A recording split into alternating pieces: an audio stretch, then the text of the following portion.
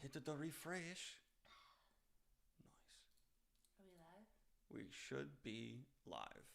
I'm so glad everyone can see that pile of cords.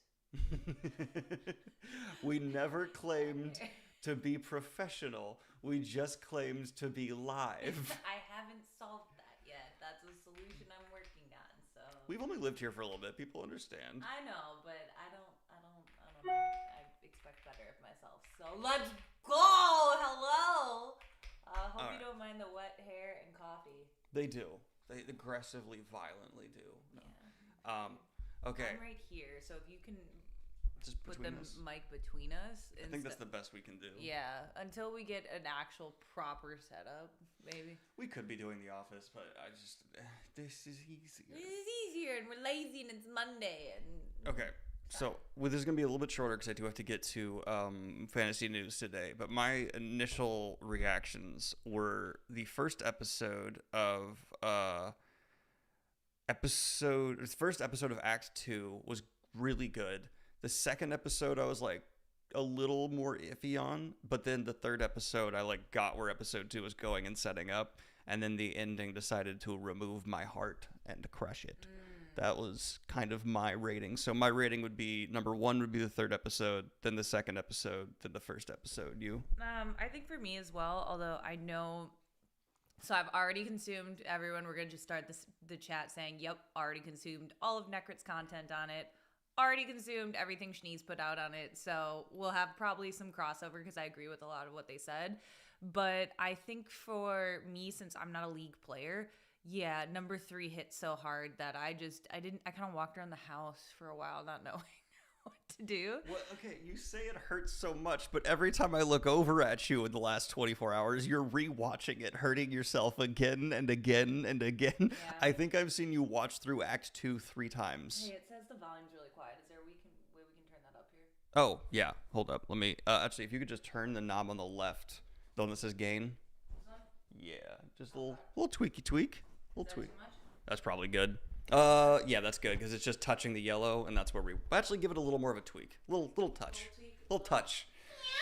But yeah, so I think overall, I thought this was even. No, I would say it's equally as strong as Act 1. They're very on par for me.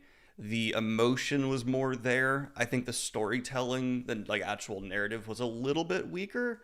But it made up for it by really just nailing the hammering home the character stuff. And then obviously seeing Vi and Jinx back together in any capacity is just going to be like, oh my God, I don't know.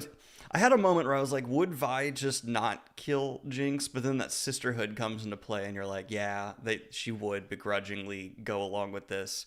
And also it, even on that level, like it's such a trope to like in a downward Act 2 have a female character specifically like join fighting pits. Like that is a trope you see everywhere, especially in like steampunk stuff.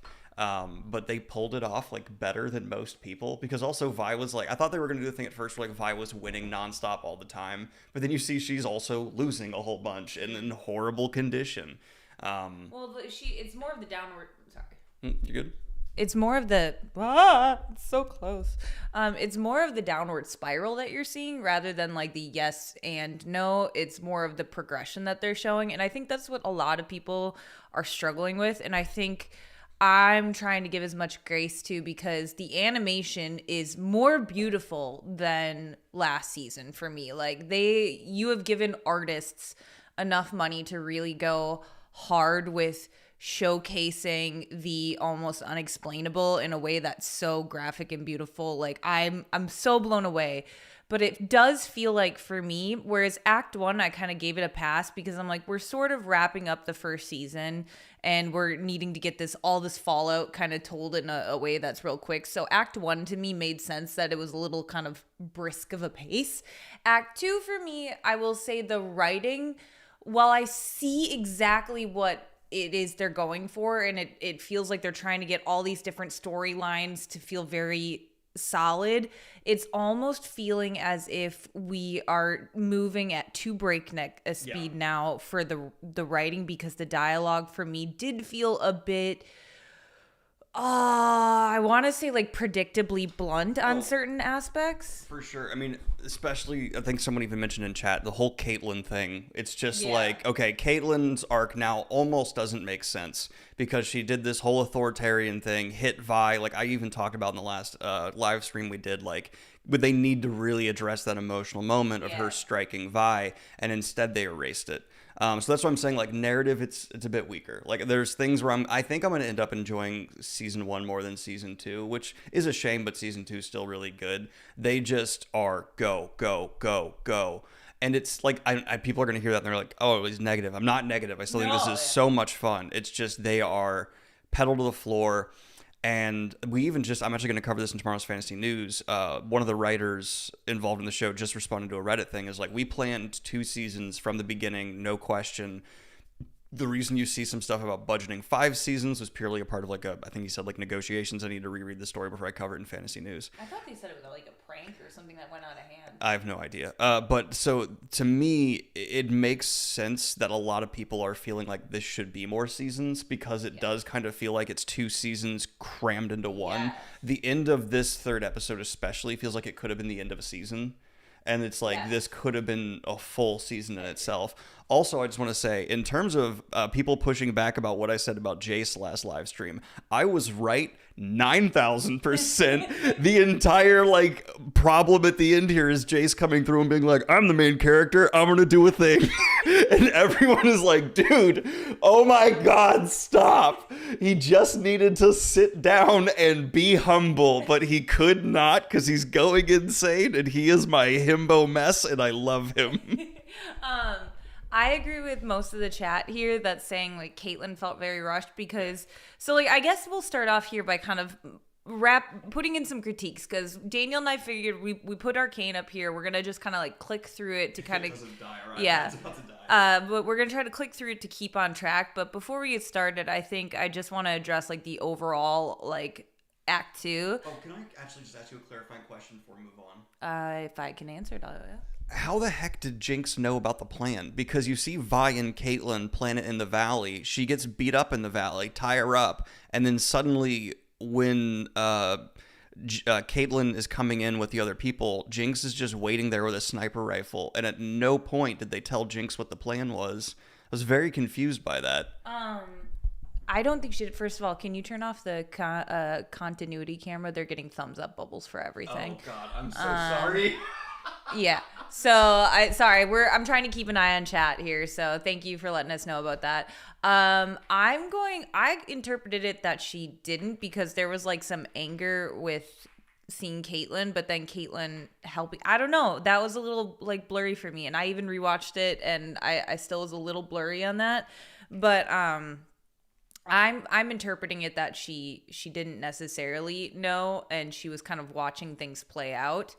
And then when Kate kind of choked back, she kind of became, singe out, she kind of became a little more conflicted and watched it happen. Okay. But that might have just been my interpretation. But for me, going back to like the overall, before we get into episode by episode, I would just say Kate definitely felt like she need a bit more time, because we spent so much of Act 1 building up to this like dictatorship kind of authoritarianism role with Ambessa, and even in Act 2 it felt like Ambessa and Caitlyn's relationship and that manipulation kind of got shunted towards the last episode, whereas the first and second kind of felt more like we're getting this whole thing about Ambessa getting Singe to kind of work for her, and the whole Warwick thing, which it feels like there's a lot going on, and we really could have used a little more time in some of these, because it made Act 1 things happen feel not retconned, but kind of like we're just moving past it. Like time has passed and we've moved on. So I just want to address chat. Some people are saying that there's a line that's almost like a voiceover where you can see here, apparently she say, Vander's in trouble, I have a plan, you're not going to like it, implying she's talking to Jinx. And that's a perfect example of what we mean by like the pacing needs to slow down, because a beat like that not only should be more clear, because like you can be paying attention, and I think everyone's experienced this, where you're watching a show, you're watching it all the way through, and if you watch it a second time, there's just whole lines you'll be like, what, my brain just didn't catch that, it's weird. And so big moments like that should be given a little bit more space. There's going to be people who are like, you're just not paying attention. Screw you, I am. It's just, that's how brains work. We're all not perfect. But like, yeah, it is, the biggest flaw is the pedal is to the floor. And there's even, I will say, Vi's confrontation with, oh my gosh, what's the main authoritarian general's name? Mbessa, thank you. I always want to call her Contessa. Like the barefoot kind? Yes. She's in her kitchen cooking.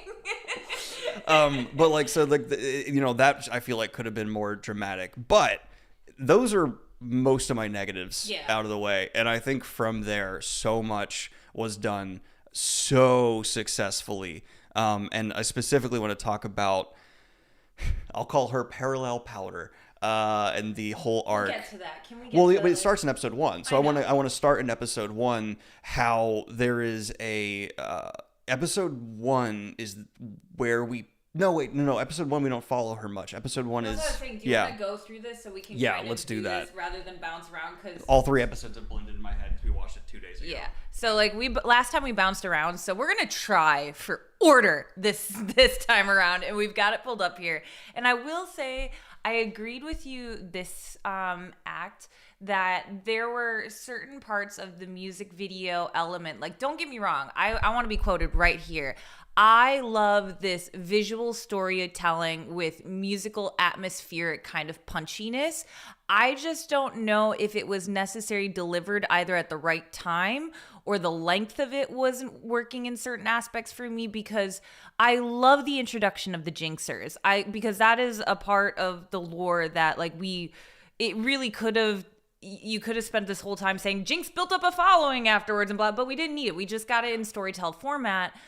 But it did go on a little long for me, where I was like, okay, maybe some of this time could have been used, just even a couple minutes could have been chopped down here to use it in another place that was maybe a little more necessary.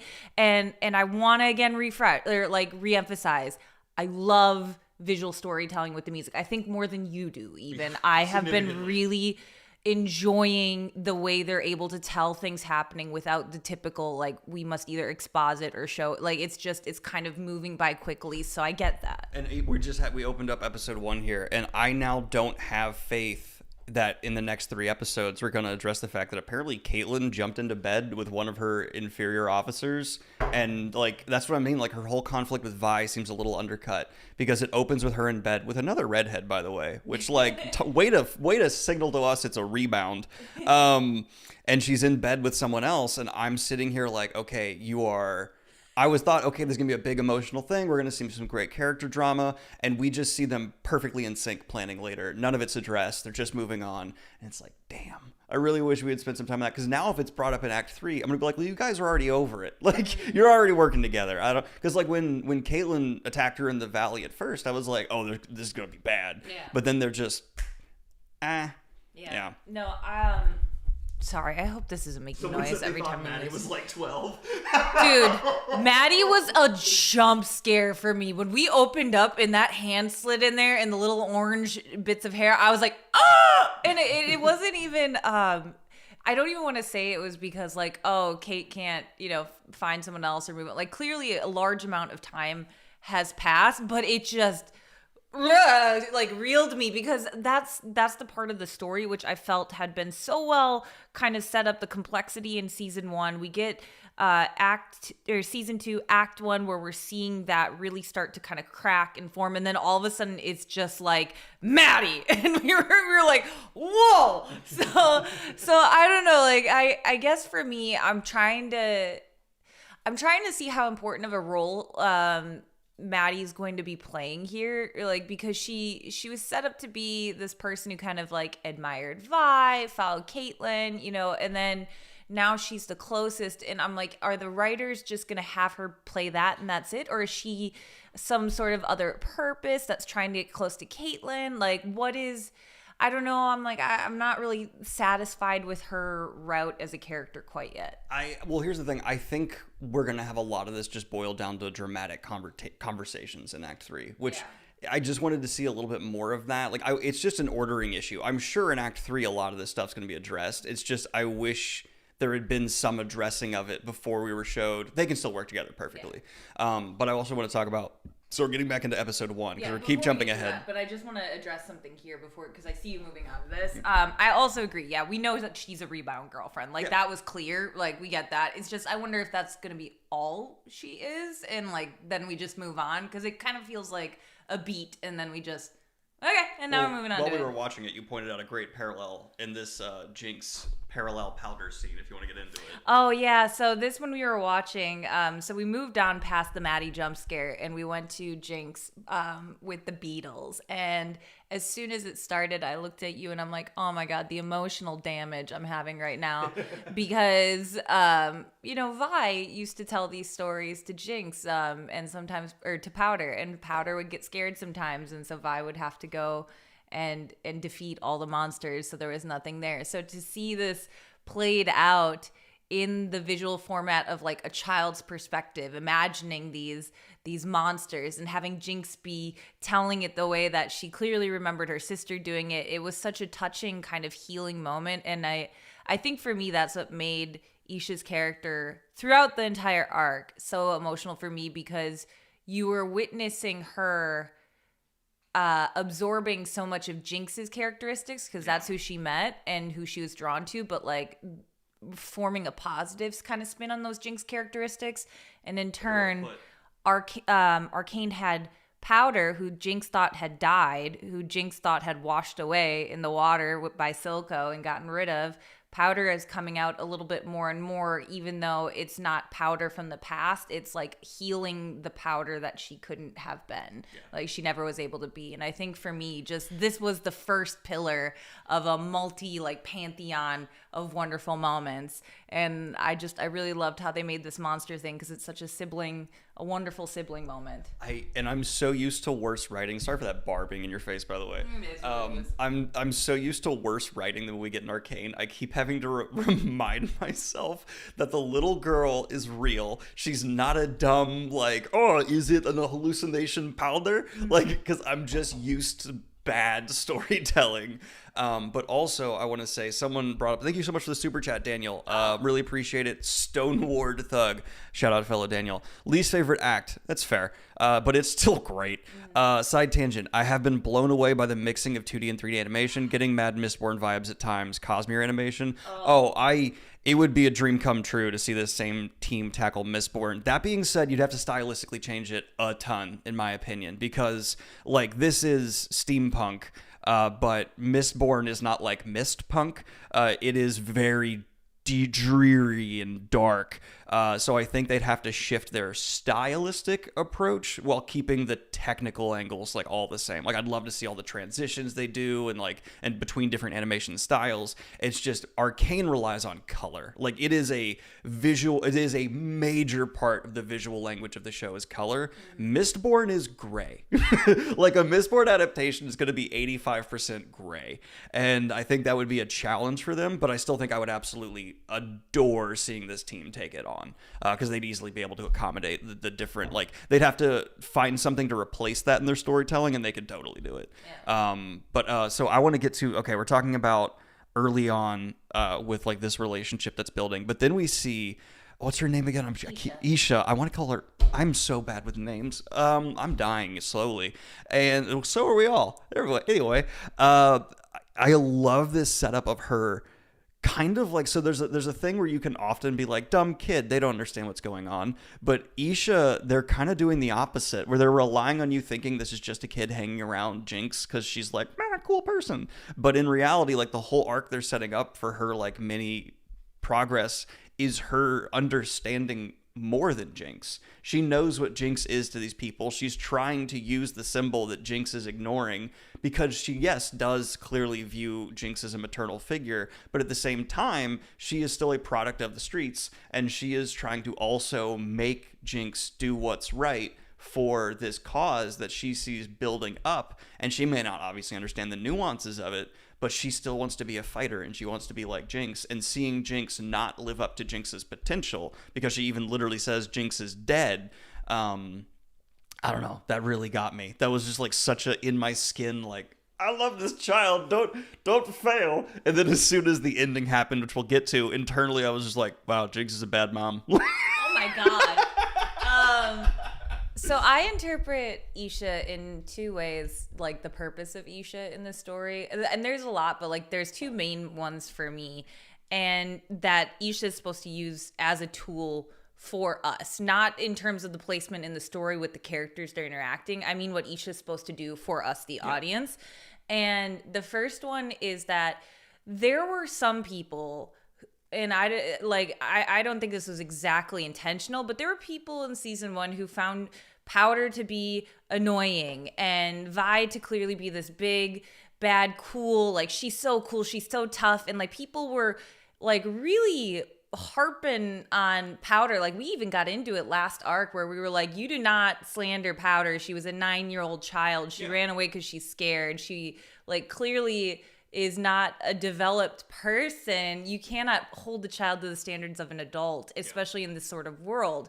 And I think what's great about Isha for the audience is for those people who maybe were blinded because Powder and Vi are the central characters of this story, and there's maybe a tendency to kind of hold them to a higher standard. Isha then comes in, now that our two main characters are both adults in a sense. Isha comes in, and there's so much more grace and understanding given to her because people recognize what she's supposed to do for Jinx. But what I see is that she's helping the audience kind of sympathize with Powder once more. Not with Jinx, who's like gone through so much, but they're able to look back at Powder and be like, oh yeah, Powder was this age. Powder was this kid. Powder was the one who was going through all of this. And now we're seeing it played out in Isha. And that to me was like a really great point to her. But also, like you said, the second point I think she serves is making the audience feel so conflicted because Arcane's writing does a great job of making you want two final endings or two things, but they're both in contrast with each other. So for one part of me really wants to see, like with Zaun being oppressed by now Noxian martial law and, you know, kind of imposement here on Piltover. Like you do want to see the cities break free of their chains a bit and grow. But in order for this story as it's happening, for that to happen, Jinx in a way needs to come back. But you look at Jinx on a micro level, on a personal level, and you see her happy with Isha. And you're like, you don't want her to leave that. She's finally starting to kind of like her manic episodes have kind of lessened. She feels more emotionally attached. She feels more present. She is protective. She's getting to experience this role. But you yourself know, yeah, that's also not feasible, even if you want that. And Isha knows that. Isha's like, we need Jinx back. We need that person to be a leader, a representative. And she's embodying all of these characteristics that she picked up from Jinx, even if Jinx doesn't want to be Jinx anymore. Yeah. Isha's taking that. But it's a reminder to the viewer also of who Jinx used to be. But like Isha, obviously they have this beautiful relationship and you want to keep it as the audience. You're like, yes, she, after so much trauma and awfulness, this is great. She's like having a moment. But you're like, but also this can't stay if we're going to have Zaun and Piltover be free and having like their freedom and independence and an uprising against Noxus. Like they can't exist in two places. And Isha, for me, really plays that great role because she's bouncing back and forth where she wants this uprising and revolution. She goes out there and does things and is embodying all the characteristics she learned from her big sister.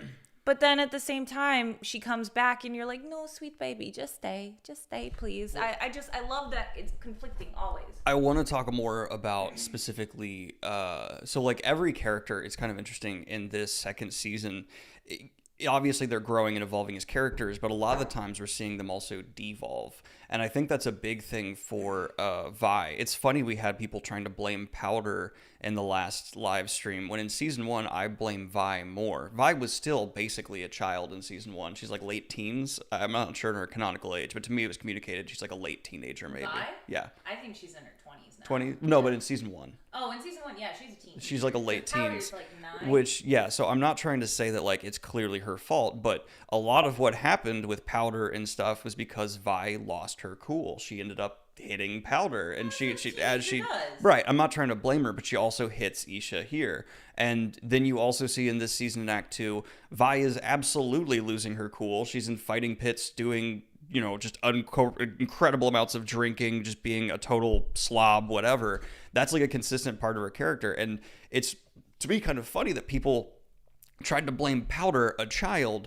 when there's someone who's verging on adulthood in season 1 who handled stuff terribly. And again, I'm not saying it's her fault, but I'm saying in terms of like the realm of responsibility, Powder was out of an age where I would try and assign responsibility for actions on that level. No, Powder, I'm too young. I would not assign any responsibility to her. Whereas Vi, I'm like, you're kind of like, she could be tried as an adult. And I'm like, her screw-ups I find a little bit less excusable. Obviously, she's still a teenager. I still excuse them. She's in a hard world dealing with shit she did not have to deal with. But I just find it interesting that in season 2, we're seeing Vi break down all the more than she did in season 1. Understandably so. I'm not saying it's like not justified. Obviously, she's going through debatably the most of anyone, losing her sister, her father, and just all this stuff, and a love interest. But then as you were talking about with Isha, I really love the secondary language you're talking about with Isha's character, with how much, like, they're doing a really good job of how much Jinx is becoming a figure of making her not feel bigger than just a person, because she is this crazy Joker-esque, Harley Quinn inspired, and like her original concept, crazy character. But through having this younger person around her, through seeing this maternal side of her, through seeing her feeling overwhelmed, it's like she is one of the best examples of that manic character, but also managing to feel like the most human rendition of it I've come across in recent memory. I'm so human related to this person. Like, I never feel a human connection to Harley Quinn unless it's like her best storytelling we get. I never have felt a human connection to the Joker. I feel like Jinx, like, I want to help her talk with her problems, despite how terrifying she can be. Well, and I think part of that is due to the fact that you remember when we talked about last episode, we talked about mirroring a lot. I think part of that is because both sisters were kind of set up. They are mirroring each other in a way where not only have they shifted their positions, like I said last round, where now Vi in season 1 had this coolness to her. She did a really great job talking about coolness and writing coolness with the scene, this arc, because Vi was such a cool character.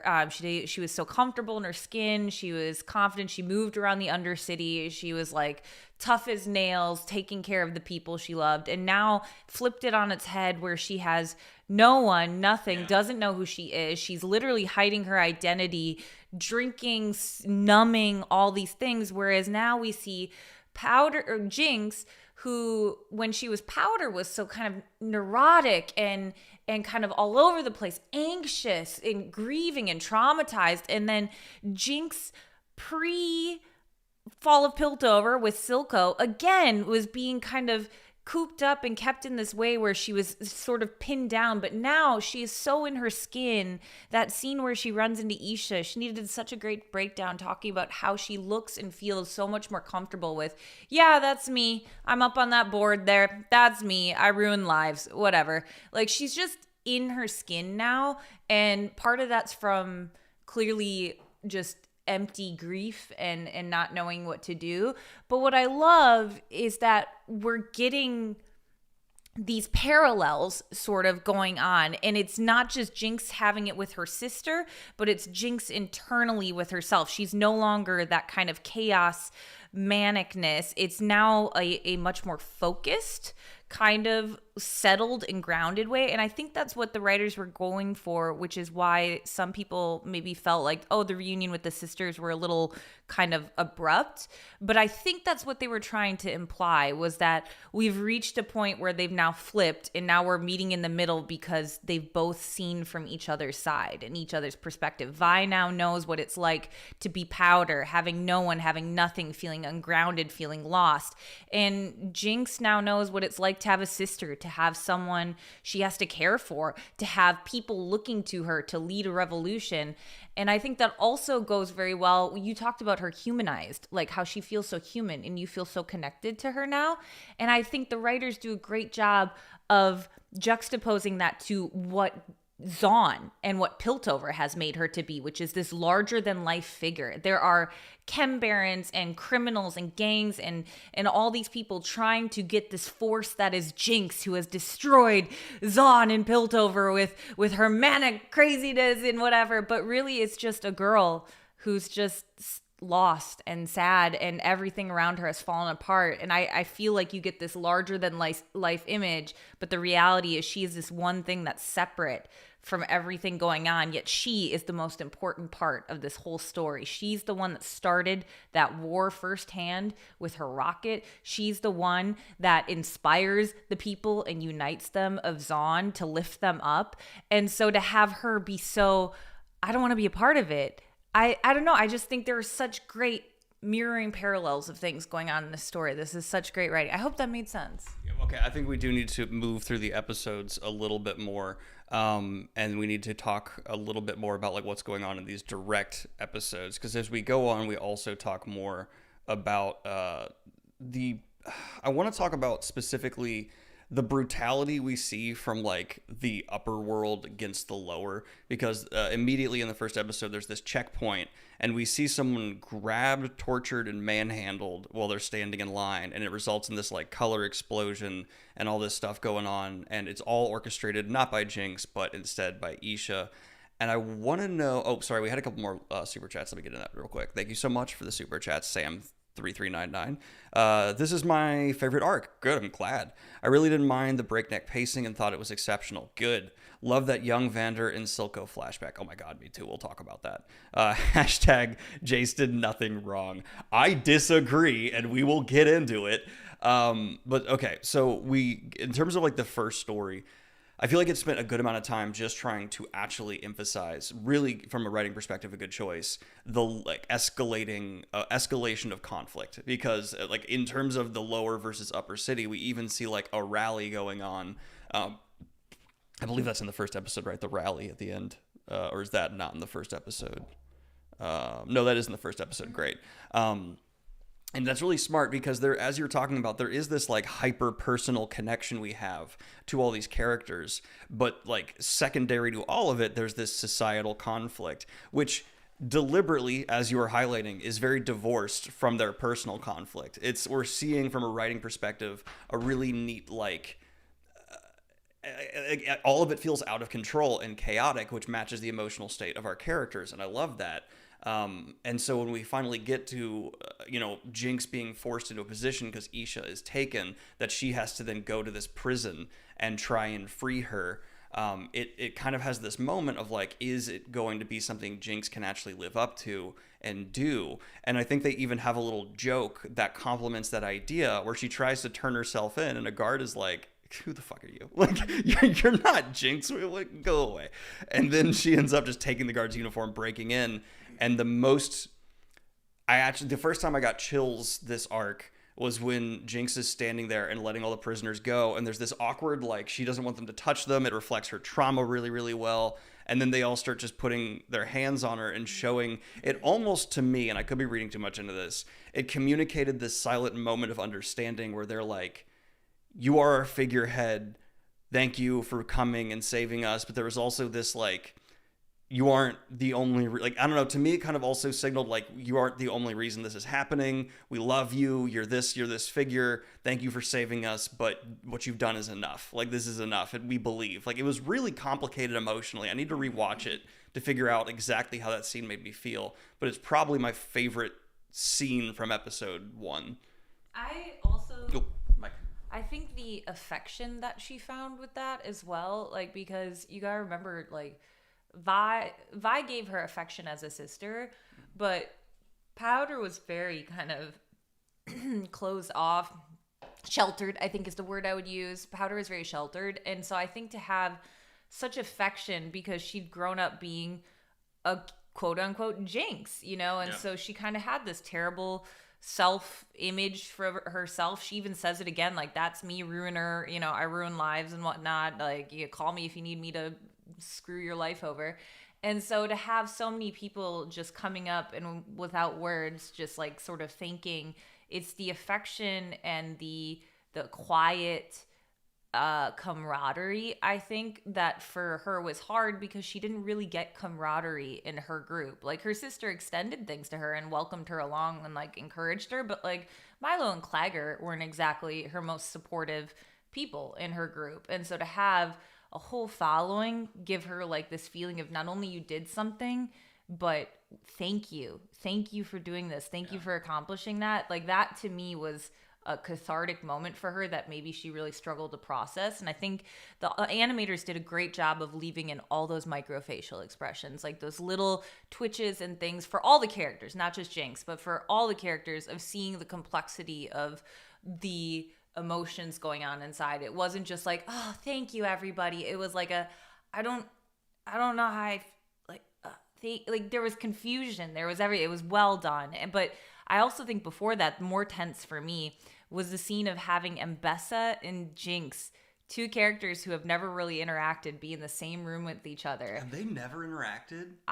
Correct me if I'm wrong, chat. No, was there I think a you're point? right. I think they haven't. Wow. Was there a point? Because I don't remember Mbessa like meeting Jinx in any way that's like significant to me. So to have them be so close, these two power figures going after each other in the same room, that to me, I felt such tension in the heartbeat, and the way Mbessa's character kind of you could tell the way they animated it that something was bothering her about that incident. She's standing out there waiting for this tram, and she's recalling that guard. And then they undercut it brilliantly. Yeah, and then like, I don't know, there was just something about the way that was delivered storytelling wise. I thought the animators did a great job because it did so much without having to say it. Well, I want to use that to back up your point that we've been talking about, because like we've said, we're kicking a dead horse, or we're mutilating a dead horse at this point. Oh my God. With like the pacing being an issue. But when the show does slow down and has those moments where Jinx is like flinching as someone's just trying to touch her shoulder, or you see, not Contessa, Mbessa, like. Sorry, I'm just picturing her barefoot in her kitchen, just having a lovely time baking some biscuits. But you see her like those, it's so good. And I think that's also, I hate to say this for anyone who can't have this massive budget and like the best animators in the industry, but it's just credit to the level of storytelling it unlocks to you to have that, because that is about nuance and facial expression and stuff that not every show can afford. Like Scavenger's Reign, as much as I love that show and I think it's animation and beautiful, it can't get into those like as profound facial expressions. But I want to talk about the funniest moment where we were watching this, and I had a criticism where I was like, because they show all the prisoners leave, and I was like, where did the prisoners go? Like, I was like, this is a massive plot hole. How did they get out? This is stupid. Like, they just show that Jinx and everyone's alone down there. Like, where could these people go? And then, you know, the werewolf comes in. I keep calling it a werewolf. That's not what it is, but you know what I mean? Warwick, and like all this stuff's going on. I'm like, wow, where? And then we go upstairs, and everyone's dead. Just a massacre happened, and I was like, it answered my question. No, it was what exactly was said was also Senpai's in the chat. Hello, Schnee. I am so excited you're here. Hey, Schnee. Schnee left a super chat up there, so make sure we scroll up to it, because okay. Hey, Schnee, thank you so much for the super chat. I love you. You can move in. Let's start a business together. The exploration of Jinx's near explicit need for narrative in her life has been fascinating this season. Yeah, hero stuff, Silence, Had to Be You, needing Vi to come with her to Vander, the very idea of Jinx. Yeah, because that's interesting. It clashes with, like, she's this chaotic figure who's divorced from the revolution and just kind of causing it. But at the same time, like, personally, she needs so much validation in these hyper relatable ways where we all want that story. We all want, you know, and then, you know, I think Act 3, hopefully, if this is not just going to be an overt tragedy, is her going to be taking the reins of her narrative and being like, I can affect this change. Hopefully, like, that's the happy outcome. Whether or not this is going to be a happy outcome show. Well, going first, I have two things to say there, but I don't want to forget the first one, which is you were talking about when you wondered where those people went. I wish you all could have seen Daniel. We were sitting up in our little like movie. Yeah, we were sitting in our movie room. Like, I'm having a emotional moment watching Isha and Jinx reunite, and Daniel's in the corner like, oh, where'd all those people go? I don't know where they all went. I mean, they just took the elevator upstairs and they just walked out and Mbessa's there, and then literally, I kid you not, almost like it was scripted. We shoot to the next scene, which is just massacre, bleeding, dying, and Daniel just went, oh. Okay. Well, because Okay. the only reason I made us think about it is Arcane is usually more thorough than that in their writing. They will justify like every bit of movement. They will justify like everything that goes on, within the literal direction of a scene. And so having 40, 50, however many people it was, just vanish out of the scene with like, we didn't see them get in the elevator or nothing. I was like, I am disappointed in you, Arcane. And then joke's on me, death.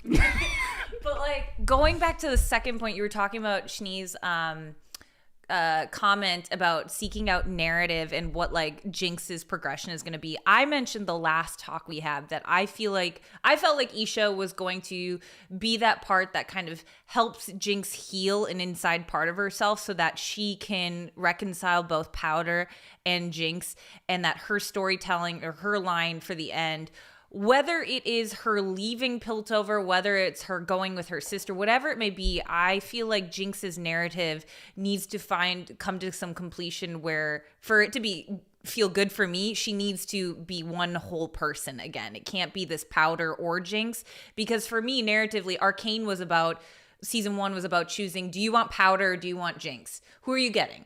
Is it Powder or Jinx? And season 2, we have had Jinx.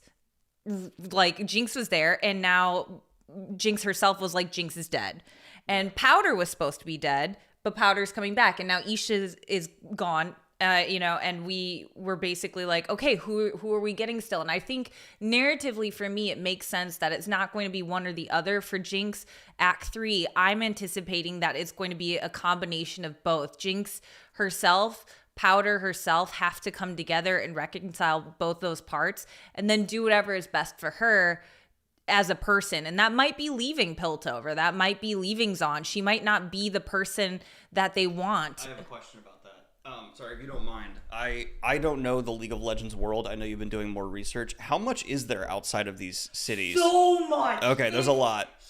Just to give you an idea. So again, hi, Necrit fan here as well.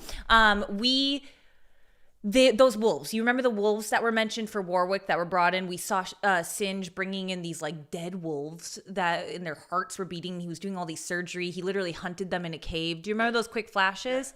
So there was a lot of speculation whether they were up in the northern area, which is where a lot of those wolves are, or if they were in some other area. But either way, getting to these locations, according to the people who have studied the map and the lore, takes months. Okay. So this is supposed to be implied that Singe is probably doing these things on a different time, not concurrently with the story that's going on. Singe's story of Warwick was going on behind the scenes, and we're getting these little flashes of what was going on during those times because it's literally months to get to a place and get back. You just maybe remind me of a point I want to make before I go away. There is a very common criticism of stuff that is, okay, so in fantasy, there is a running issue where characters are brought back to life and it undercuts stakes. Arcane, it brings back characters you think are dead at times, but it doesn't undercut stakes because Arcane uses death as transformation. Because nothing stays dead. Nothing stays dead. So it's like a continual, like, realized theme. So that's fine.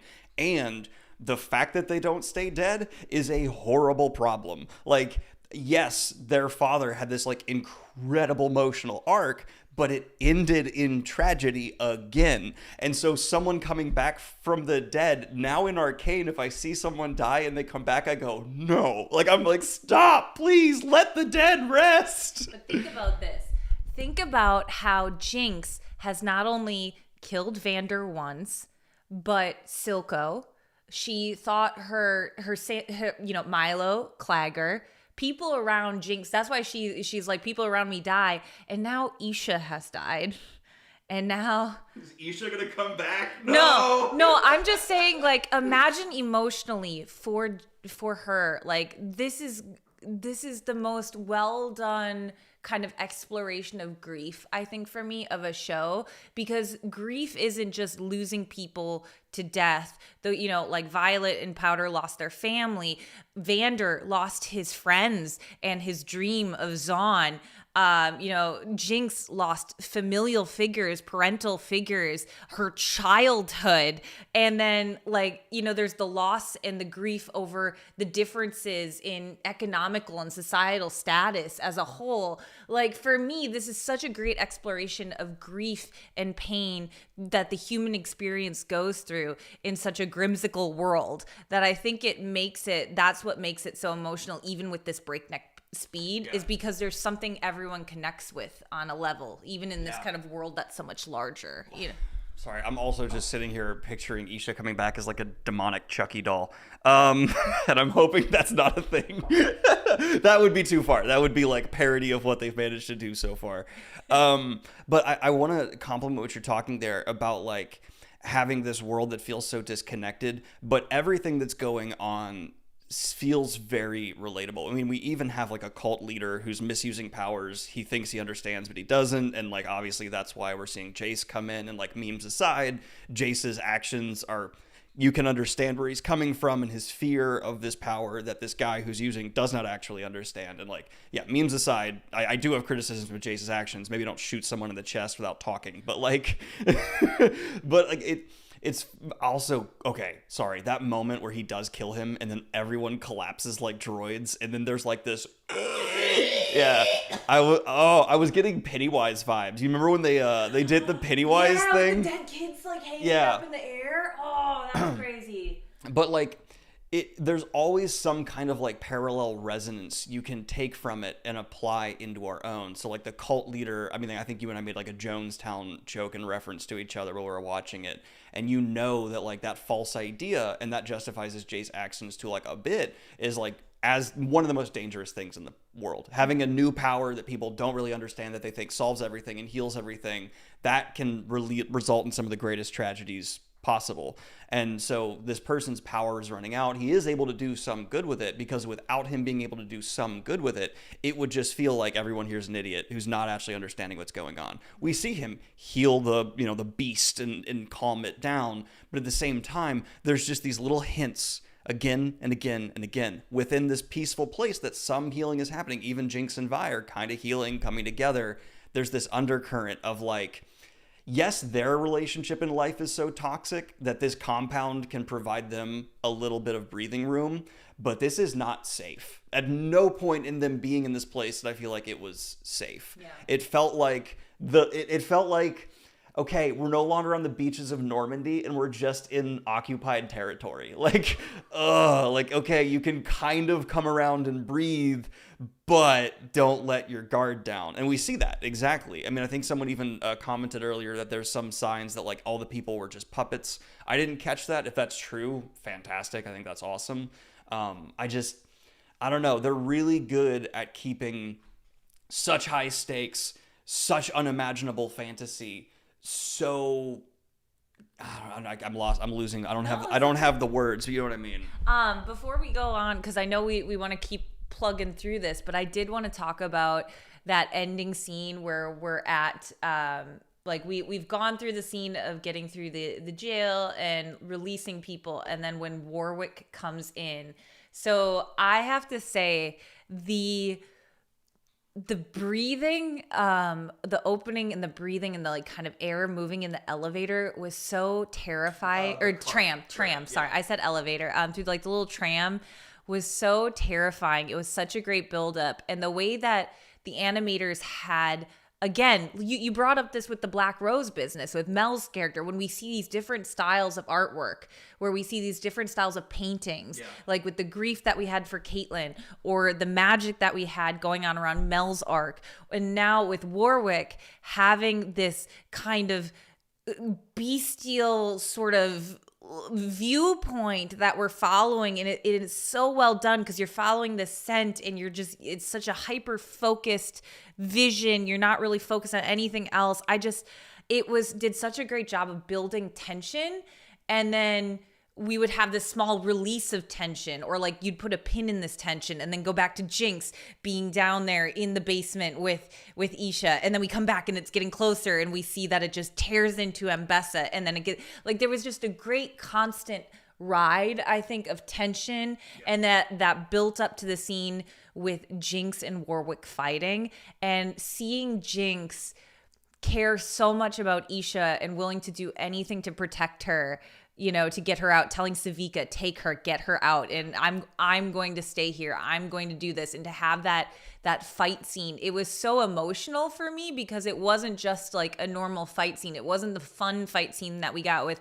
Savika's arm with the, you know, little gambling slot things and fighting against Smeech, the little gremlin-y dude with Jinx. It's a different feeling of a fight where you have Jinx willing to do anything to get this girl out of here and save her, and she's just almost a reluctant hero about it, but she knows she has to. It was such a I'm just always amazed to see the emotions that you can put into a fight scene, and I think writers can really learn a lot from it, that not every fight scene has to be necessarily about like one side winning or losing. It can be used for the emotional impact of it without any clear resolution. And in fact, I would say having someone win-lose can seriously undercut a fight. I have seen that happen too often where people I think a great example of what you're talking about, where fights don't need to be about who comes out on top. My favorite fights are when the loser won. I mean, the prime example is like Rocky, right? Everyone talks about like he lost the fight, but he won the whatever. But anyway, going off what you're saying, I want to get into episode 2, where it's the episode I'm most conflicted on. And I love it for some reasons because we actually have like the slowest pacing, I would say, of the season so far, where we have Jinx and Vi walking through these tunnels, which I do want to say from a set design, is that what you call it in animation? I guess just artistic, whatever you want to call it, like that design choice. Awesome. It was so cute, and I was thinking, does this need an explanation? No. It's just awesome, and it's great. And of course, later on, when they're like getting chased, or that you see Warwick in the distance, and like the light comes, you're like, fantastic, yeah. Cool. But this is where it slows down the most, and we get Jinx and Vi. It's one of those things where from a writing perspective, I'm looking at it and I'm like, I want so much more happening here because there's so many layers of emotions between the two. But at the same time, it's so human and believable that they're not able to address it. Like, what words can they say to each other to address the mountain range of conflict that's developed between them? The only thing they can... Sorry. I was pointing at... The only thing they can say is the letter that Jinx read that was from Vander to Silco. That's the only thing that they could say because such a chasm has grown between them. So when Jinx was reading that letter from that Vander had left for Silco, you can see Vi in the background almost reaching for her and then choosing instead to go for her gloves instead. But that chasm they could already feel had grown there. And so, I mean, yeah, it's like a heavy-handed way of like delivering that, but it definitely served the purpose that it was supposed to of, God, if they had just found this, everything would be different. And in the same way for them, they're reflecting as sisters on what could have been done, what they could have done differently, and everything could have been different. There's nothing they can say in those moments because that awkwardness has grown and that distance has grown because apparently so much time has passed. You know, we got to remember this isn't just between the episodes. Like, time has passed there in Noxus and Piltover and Zaun. And so, I don't know. I really like that was the way they kind of awkwardly addressed it. The part that I did feel I could have used another episode was just the reunion with Vander, because it felt like once we've got that beautiful scene of hugging and healing, the family reunites one last time, and then we're off to the healers. Like, I wanted a little more time there. I agree and disagree. Where I wanted more time was the reunion of Jinx and Vi, because that is just in the apartment, Vi's choking out Jinx, and then Jinx is like, follow me, and she goes, and I'm like, man, that could have been 15 minutes instead of 5. I wanted more time there. And, you know, we've talked a lot about Kate's turn being a little too abrupt. Jayce just showing up and shooting someone in the chest felt a little abrupt. I think their reunion felt a little abrupt. It is just that pacing. It's just, which, you know, I think some people are going to love that part of the show. I think we are in a time where faster storytelling connects with the younger audience, and that'll be great. It's not objective, it's personal taste. As we even saw, someone said it's like their favorite season so far. There's no right or wrong interpretation of art, but to me it's a little bit wasted potential, because I almost wanted to, you know how we got that like watercolor scene that was broke my heart. I almost wanted something similar. I was thinking of the Spider-Gwen scene where they kind of drop the backgrounds away and it becomes these like expressions of color. I wanted 10 minutes of Vi and Jinx talking and trying to get into each other, get back to being sisters and maybe failing, and have some kind of similar expressionism going on. Like, I really was craving that. And then we just cut to them walking. We do get a cool moment of Vi seeing this mural of Jinx, and you kind of understand that she's more... they're doing a really good job of setting up Vi understanding Jinx's position more. I think that was a large point of the episode, because Vi is just mad at Jinx for all the stuff she's done, but Vi hasn't taken the time to really understand my little sister, what exactly has been going on, what has she become, what pressure is on her shoulders, you know. And I really wanted that. I feel like that could have been a climax of the whole arc in itself, and they're in the tunnel.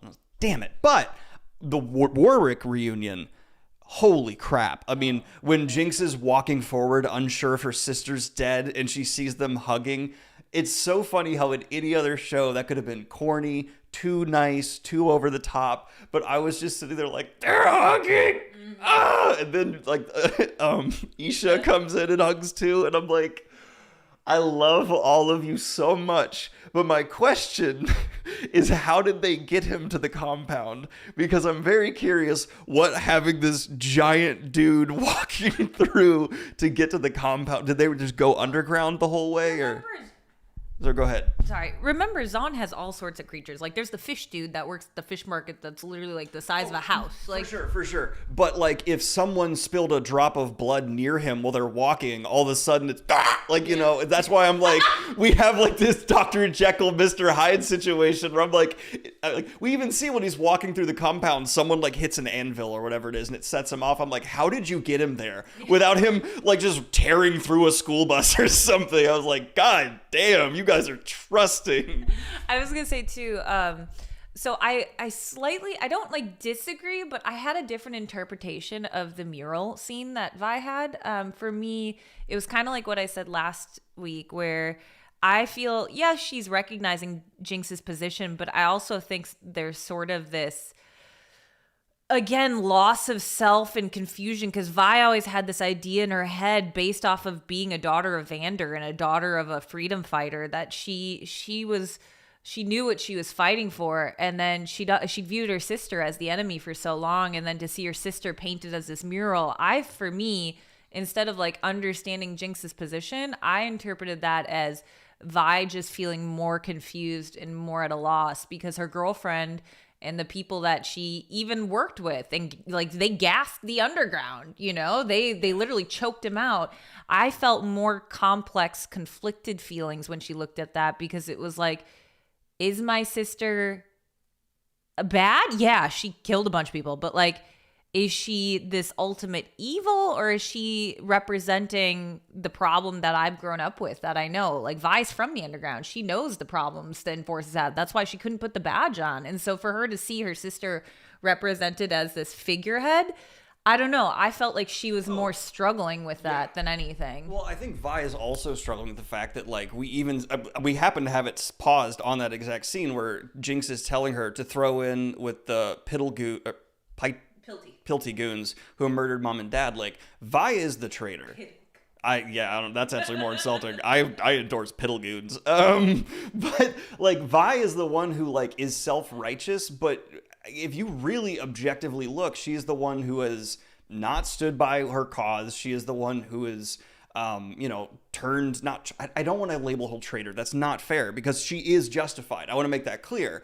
I'm purely saying from Jinx's perspective, Jinx is valid in feeling abandoned. She's totally valid in looking at Vi and being like, you are in a uniform. Like, what the hell? They literally killed our parents. They killed mom and dad, and you are in their uniform. What is your malfunction? Like, and so, like, I'm not trying to say, like, it's not justified for Vi. They've actually done a really good job for that. And it's in character, because we've seen her kind of lose control and just sign on, and she really, like, Vi craves stability, and that's why when she doesn't get it, she just descends into this fight pit.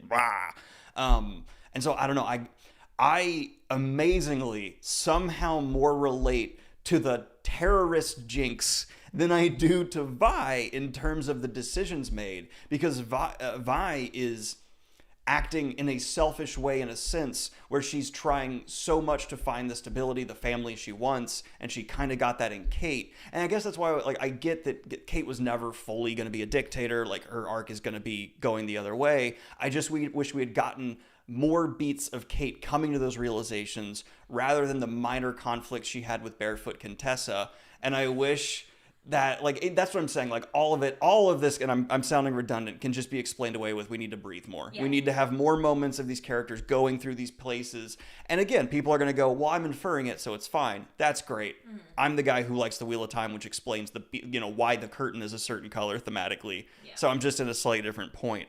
Now we need to talk about the thing that I'm the most confused by, and I think you'll have to do the most carrying, which you just fast forwarded to. I knew what you were in my head, I'm referring to it as the cognitive realm, because to me it slightly is reminding me of Shadesmar from the Stormlight Archive.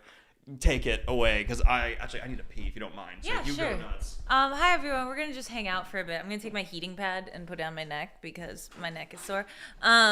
So let's see. Sadie here says they should have saved the Black Rose stuff for the next show or something. I don't know. Like, I'm huge. I love getting little dollops of things that we don't understand because, again, it sets up great for like a not season 3, I should say, but like a spin-off show. I know they're only doing 2 for this story for Vi and Jinx, but like if you're going to follow Mel, because I find Mel's story in Ambessa with Noxus and Ionia and Shurima, like I find those stories in the back lore on that fascinating. So I am in a sense excited.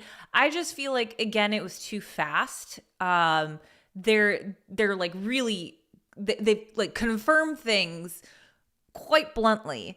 And then for people like myself who don't play League and who only like casually know some of the lore, it can feel a bit like out of left field. But I will say that I really, and maybe I'm wrong, and maybe I'm just reading too into this, or maybe it's really obvious and this isn't going to sound profound at all, but the room that she was stuck in that other world, is that supposed to be a representation of Mel's own mind that the Black Rose is trying to crack? Like, whatever defenses are put in place, because as we all know, this is a spoiler discussion. We did this last week too. So some of you have obviously watched the Ambessa skin release and have, deep dived that. It feels to me like Mel was chosen by the wolf. And so this is that gold power that was coming off. That seems to be like a confirmation that she was chosen and that she does have some sort of magical connection and protection there. But I wondered when it came to those patterns, was that the Black Rose trying to break that open, whatever kind of like protective measures were put on her, so Mel herself doesn't realize that. That's kind of how I interpreted it, but I'd love to get chat opinions on that as well. I don't think League knowledge to follow the Black Rose. I don't think League knowledge to follow the Black Rose. What is presented in the show is isolated show. Knowing League lore won't give you significant insight to the plot line. Disagree, but like, again, I'm not a League player. I just know that for me, I found so much more richness and depth by following some League creators and getting backstory on it. So I personally might just feel disagreeing on that because I found something to connect to. Just want to say a couple things real quick. Azuf, love seeing you here. Thank you so much. You're my favorite. You're my aside from Kayla and like Potato, but like you're my favorite. I love you. Also, 700 people watching the live stream. Thank you so much. This is one of my biggest live streams ever now. I think aside from like book release stuff I've done. So wow, thank you. I think I missed a super chat earlier that I want to go back and find. Yes, thank you so much, Paul. Today I was thinking of Silco's monologue in season 1, episode 3. This entire story is perpetually asking all the characters, have you had enough? They've all been drowning ever since that episode. That's drowning is a great way to describe the constant state of everyone in this show. Yeah. Well, and If I'm going to play devil's advocate a little bit for the show, I think that actually justifies a lot of the pacing because like they are trying to make you, the viewer, feel like no one is able to catch a breath. No one can. And like, even that's why like Vi's montage, where that could have been like a whole, it seemed like a season of a fight pit thing, was just a montage. And some of the montages, despite my not personal preference for their music choices, which is whatever, do effectively communicate exactly what they want to. And I would say that Vi montage might be my favorite in the entire show. Also, her new character design, shallow, I know, but like, oh my god, I love it so much. I'm sure that's like a reference to a skin or something in League, maybe. For which one? Vi's new look. Yeah. It is. It's probably Are you talking about her Enforcer one or the black? The black, all like, black. I don't know if Inky is up there yet or not. It seems like it would be a reference to a thing, because to me that gave much more interesting and justified like vibes. When like I don't know if you ever watched the Justice League Snyder cut, but like Superman just shows up in a black suit because Zack Snyder was like, fans will think that's cool, and it's not justified. But this is like that version of it where it's justified, but it also felt like that seems like a reference to something. So I'm wondering if it is or isn't. But also, I just love that new look for her. It looks so cool, and it so informs like where she started versus where she is now, because she did try to get like the uniform and the new stability, and it cost her without gaining her anything. It's gonna be a skin, is what it sounds Okay, it's gonna be a skin. Yeah. Cool. Also, the bi panic the show's causes, like, oh my god, it's well. One last thing about character design I want to specifically hit on. I think it was kind of funny that there's a guard who says Jinx looks like a half-eaten circus tent or something along those lines, which I think is a reference to the fact that if I could be remembering wrong from like 3 years ago, there were some people mad that they changed Jinx's design from the game. I think it's an objectively better design for the show compared to the original design of the game. But Jinx, funnily enough, her costume design and everything hasn't changed much from season 1 to season 2.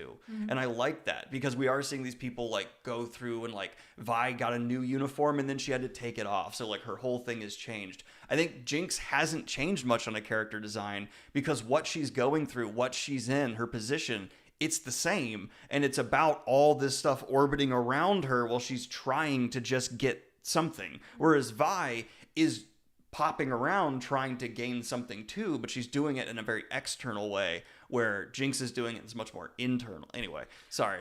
I think you're just going off of kind of what I was trying to say too, which is Vi has lost herself, and you can see that both visually as well as like emotionally, whereas Jinx is now settling into herself, whether it's like, a slight empty trauma like post death thing, but she's settling into who she is, which is why it's very stable, whereas Vi's trying on all these different hats, trying to figure out who is she. Is she a Zaunite? She's not a Piltoverin, but she's working for the Enforcer, but now she's in down in the dumps, and now she's back with her sister, and like and then now she's like, maybe we'll stay here in this little purple Jonestown. Jesus, well, maybe let's stay here. Like, she's clearly searching for things and like uncomfortable within her skin, which I think is really, really great. But you were going back to Mel, and we were discussing kind of here, I had my thoughts on it, but a lot of people were saying that it seems like this whole room was meant as a test for Mel.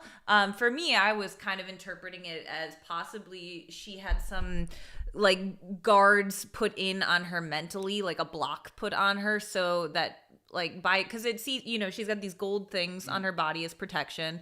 If you watch the Ambessa skin release, there is a lot of like kind of implied child of the wolf, chosen of the wolf thing. So I was interpreting as maybe like Mel doesn't quite realize who she is, and there was a slight protective measures put on her.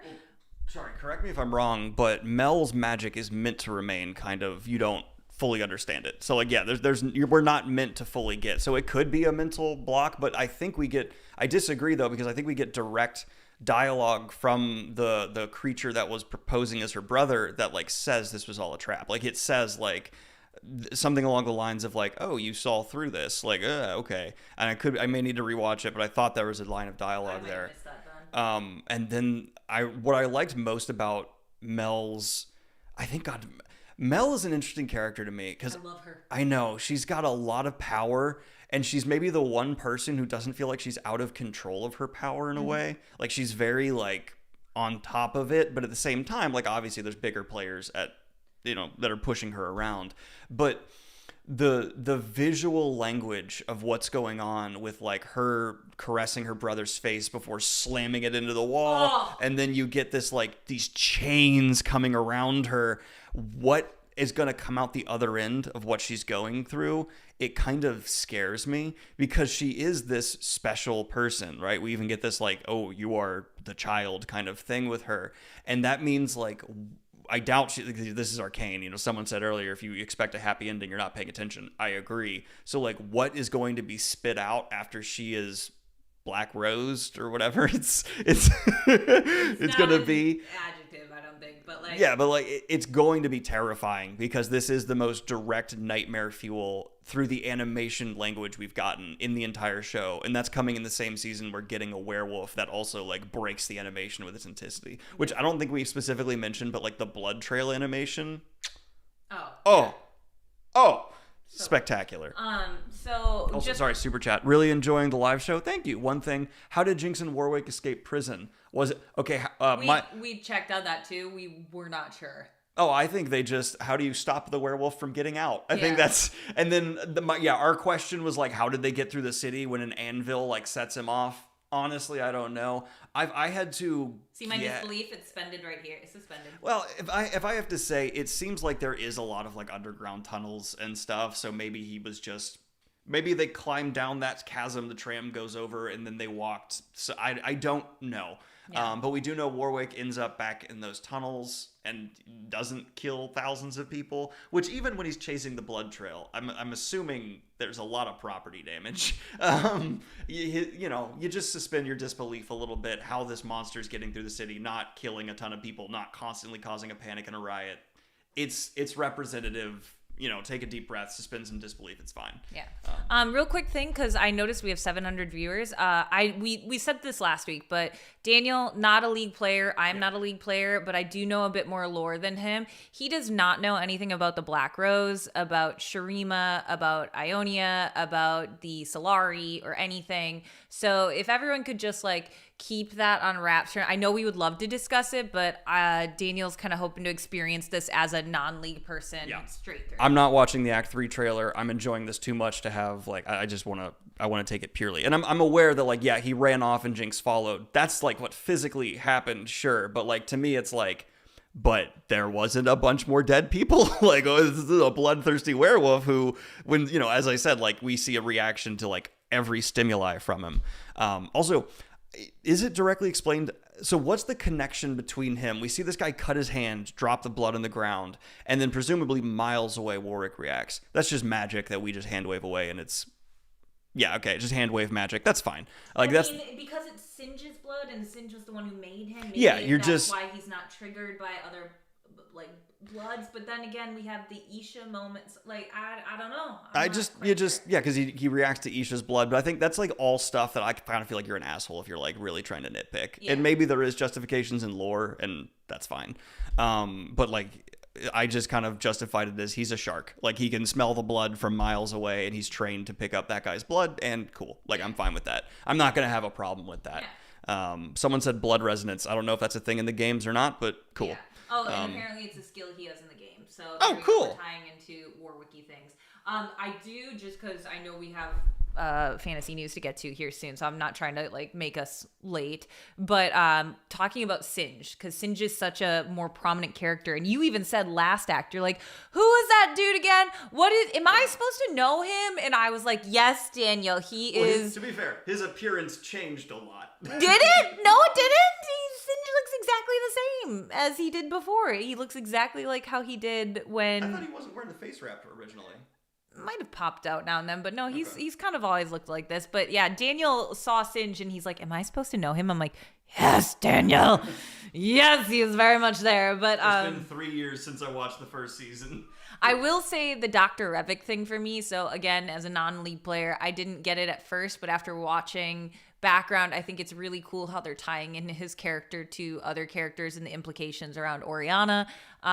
So I am curious to see what they're going to do with the Singe and his daughter, who's in her little death cocoon. Would you call that like a death pod? What are we calling that? So I just want to address a question. Someone asked what happened with Echo and Hermandinger. That's Act 3. I just assume that's Act 3 stuff. I don't think we got any floating in the ether in the wild rooms. Yeah, we got nothing. It's funny. Actually, full transparency, when Jayce first came out with a beard, my reaction was, did he fuse? I was like, is this Vegeta Goku and he took his facial stuff and now he's Harmadinger Jayce? But no, that's Jayce Dinger. And that was me stupid for like half a second because he just had a beard, and I had a moment where I was like, did he take his hair? Like, we got Jayce Dinger. You thought all this was Heimerdinger fur, like Yordle fur. Hey, dumb thoughts in the moment reaction. I love that.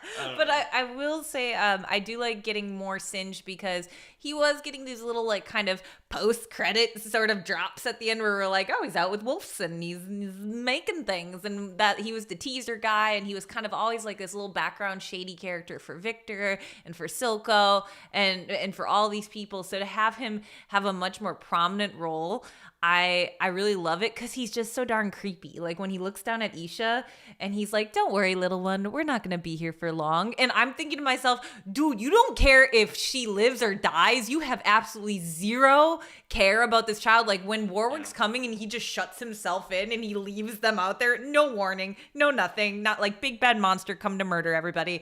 Like he just sits in his little cage and is like, all right, I'm going to wait till Warwick gets here and hang out. Like he's a different type of selfish evil, but like understanding. And that's what I love, the interaction he has with Victor, you know, seeing his pupil, where Singe himself thinks that he's this big wise kind of character, but then Victor kind of sees through it all and sees how everything he's doing is just for his daughter. And so that line about knowledge having perspective and giving you that perspective to see, like, I don't know, it was just so well told because it felt like a secondary conversation happening over the first conversation of like what they're actually talking about versus what is actually being meant. I just thought that was really, really well delivered. Well, someone raised a question. I'm going to rewind a little bit. Someone asked how Mel solved the puzzle. I think we are going to get more explanations of that in Act 3, but that also, I think from a writing perspective, was just supposed to be more representative of her figuring out that she was in some kind of trap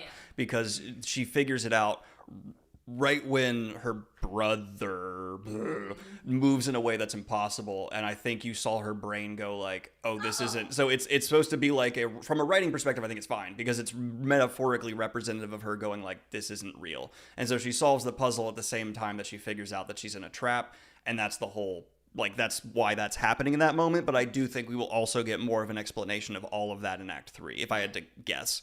We also got Super Chat. Thank you so much. How do you think the flashbacks were handled in episode 5 and 6? For me, they were just enough without telling me too much. I think flashbacks are so hard when it comes to storytelling. I just actually wrote one in Better Dead a while ago that I'm still not sure if I'm telling too much or not, because it's one of those things when you're really close to the narrative, you never, you got to have beta readers and stuff tell you. But I think Arcane did good. I think because we got two different types of flashbacks. I hold up 4 fingers because dumb, but we got two different Richard Nixon. But we got two different kinds of flashbacks where we got the actual flashback of seeing like, Jinx and Vi's mom at the bar talking with everyone. And I think that was perfect. I really liked how that gave us just enough information and set up emotional understanding, and also was clearly designed to make us really view this father figure from a perspective where we know he's not literally their father. Oh, thank but God, yeah, but at the same time, who is your father? It's not your dad, it's the person who raised you, right? Like that's the thing where it's like he raised them, he is their father. Period. Full stop. Well, and you get that with the Vi part too, just naming her, there's like a connection even though it's not her dad. Like the fact that he kind of picked out her name gives this sort of connection that you're feeling there too. Yeah. Like as a friend to his friend, like he picked out his friend's name, named the daughter. Yeah. Like that, it gives you more than if it wasn't.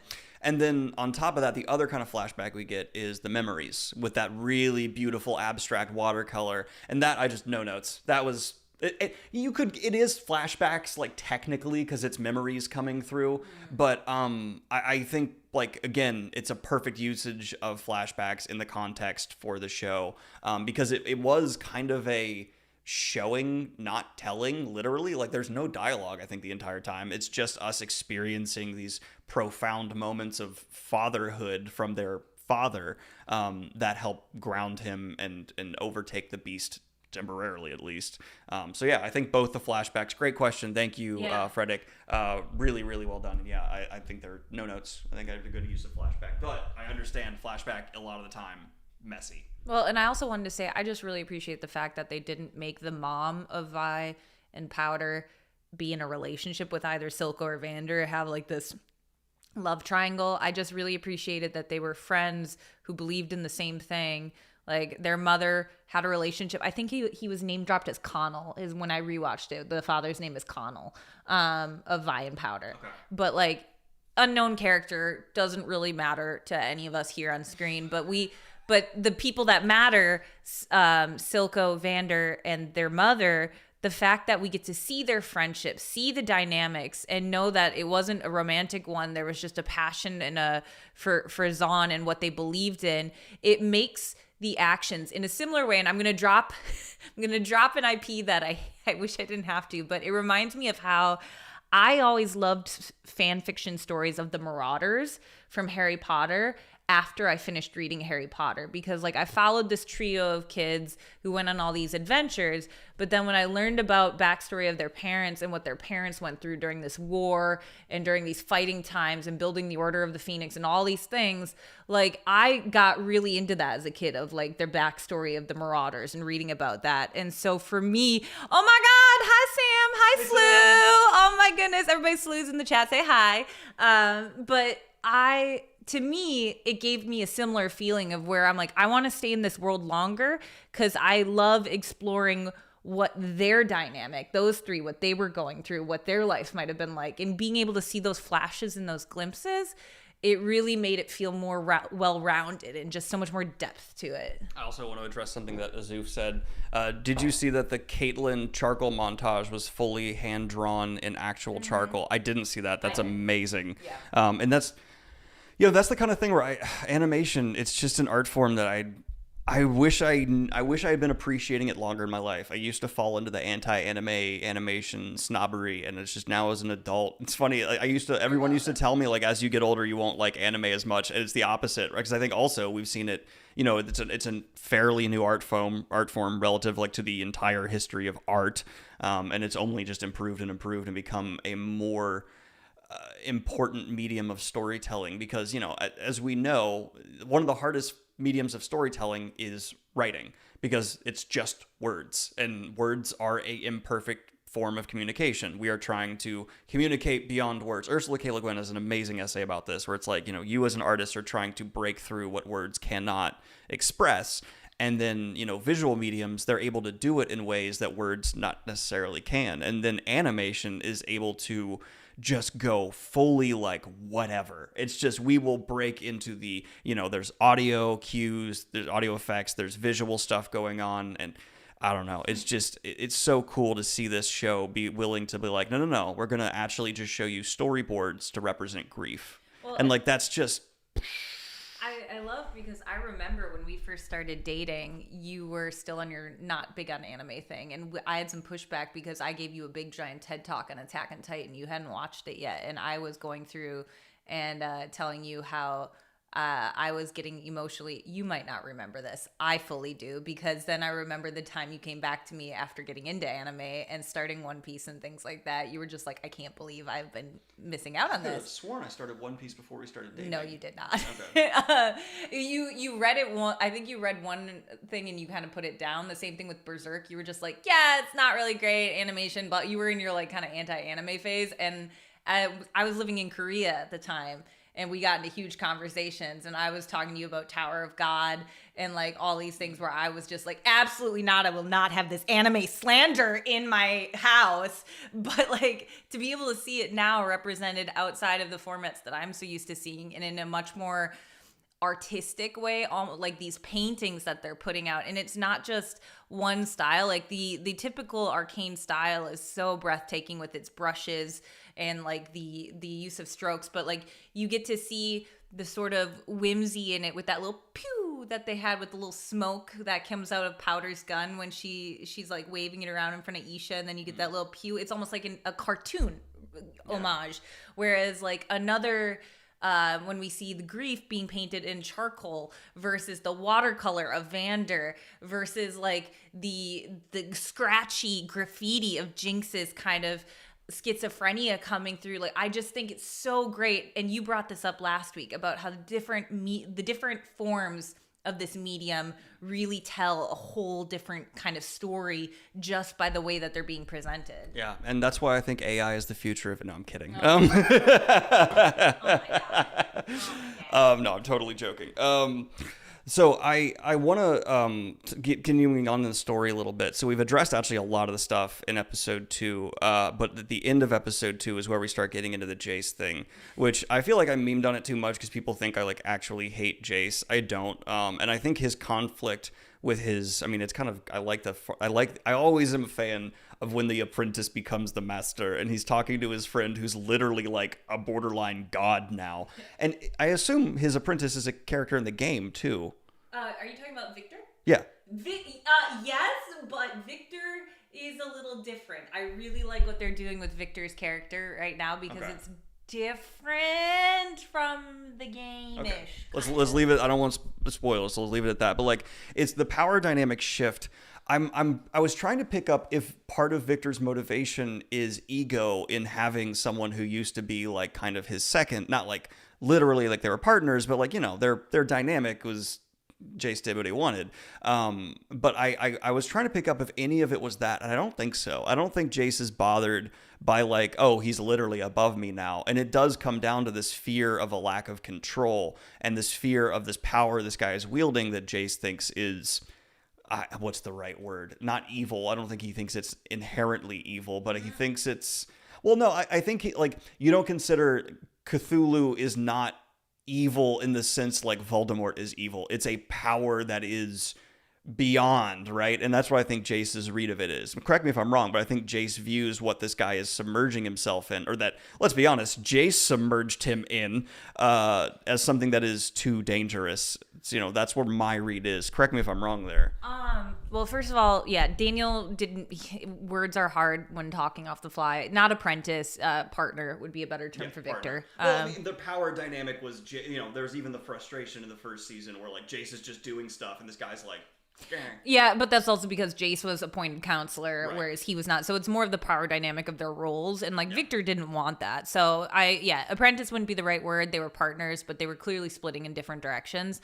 For me, I think a big thing about what's going to play into Jayce's mindsets, and we got little flashes of it, is that the Wild Rune distorted so much. So did you catch those flashes of where he saw like alien creatures instead of the people? That's why I was mentioning like specifically like Cthulhu and stuff. Like it's on that, oh my God, this is something that will just like shatter reality. It's evil in the way that like a black hole is evil. You're just like, oh, don't touch that. Like you're like, oh my, just like the people who don't understand the super collider, there's actually people in the world who think the super collider is going to open a black hole and destroy the world. And the people who like want to destroy it for that reason, except in this case, it might.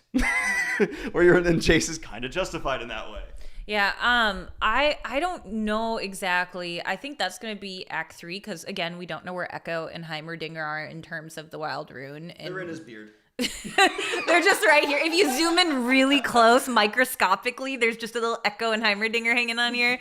But, yeah, cosmic horror vibes. That's a great way of putting it. Yeah. But I think for me, I'm not quite sure where Jayce is sitting. If you would say... like what was the term you used to describe it? Did you say afraid of it? I'm trying to remember exactly because there was something about the way you said it that I like mildly disagreed with, but I can't. I wouldn't want to get your words wrong. Well, I think your expression shifted when I said he doesn't think it's evil, which maybe he does think it's evil, but I think I think he's just more afraid. And that's why, like, my criticism of as a character, despite me actually really like people, I criticize him as a character while liking him in the show, right? Yeah. I'm talking about him like you do, what's a good example? Joffrey, where you're like, yeah, I criticize his character because he's a monster, but I love what he is. Jace isn't evil like Joffrey, but I disagree with what he's doing because he just doesn't use his words. He does not sit down and go, hey, this is what's going on, let's talk about it, which is like a lot of other characters in the show are actually now managing to do. And that's why I think in Act 3, we're finally going to see what he's been going through, like, come to the spotlight. He's going to explain stuff. He's going to talk about things. And then we're going to have the, okay, maybe he shouldn't have handled it this way, but he's right about this. And so it's going to be his actions were brash, but his reasoning isn't flawed, if that is making sense. Okay, yeah, I agree with you more because I think this goes back to what I said last week about how everything seems very reactionary here, because this is not a world where you can sit and like make sound decisions. Let's think this through. Like, everyone's reactionary to things. People are going and doing things, whether it's from the smallest person, Isha, who's like going off to set off fireworks next to a bridge and like cause havoc just like her idol Jinx, or whether it's Himbo Jayce coming in and just like blowing up a cult. Let's just call him Jimbo. And so basically I think everyone is in what you're going for, at least is how I'm interpreting it, is very reactionary, because Jayce is being like warped, his vision's being tormented by what he saw in the Wild Runes and what's kind of overlapping with what he's seeing now.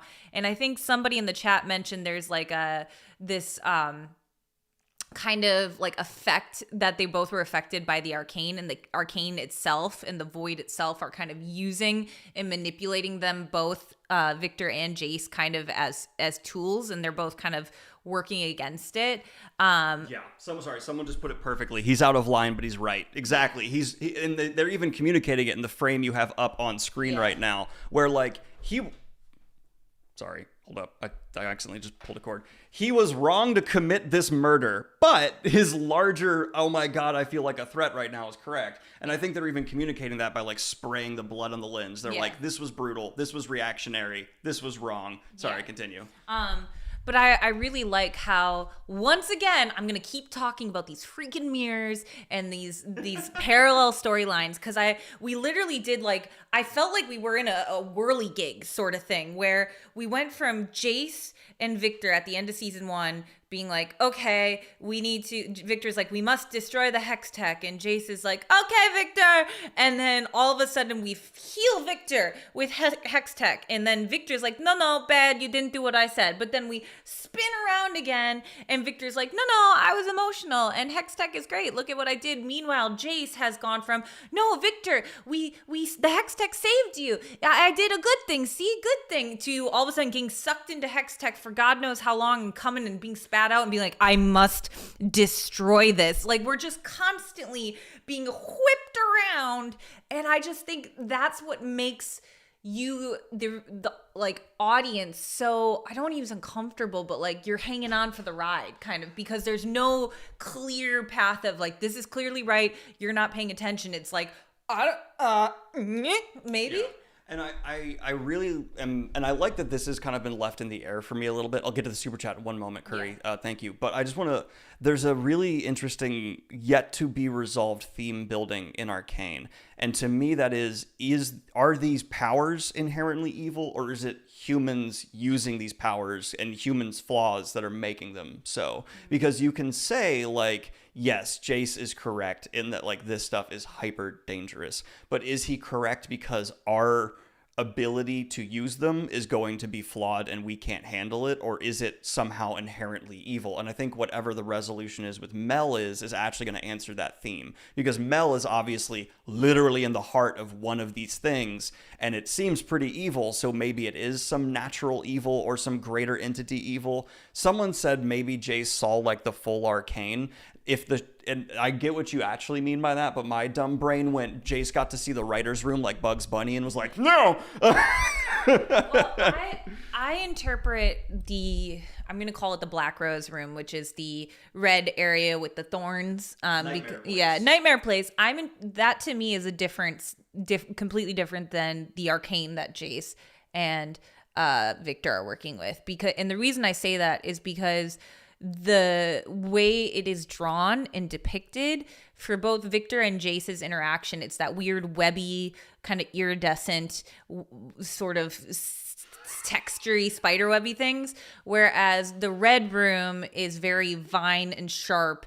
And to me, that is a manipulation of a realm or a magic that a different force is using, not the arcane itself. The arcane itself to me is something beyond only the glimpses we've seen of it.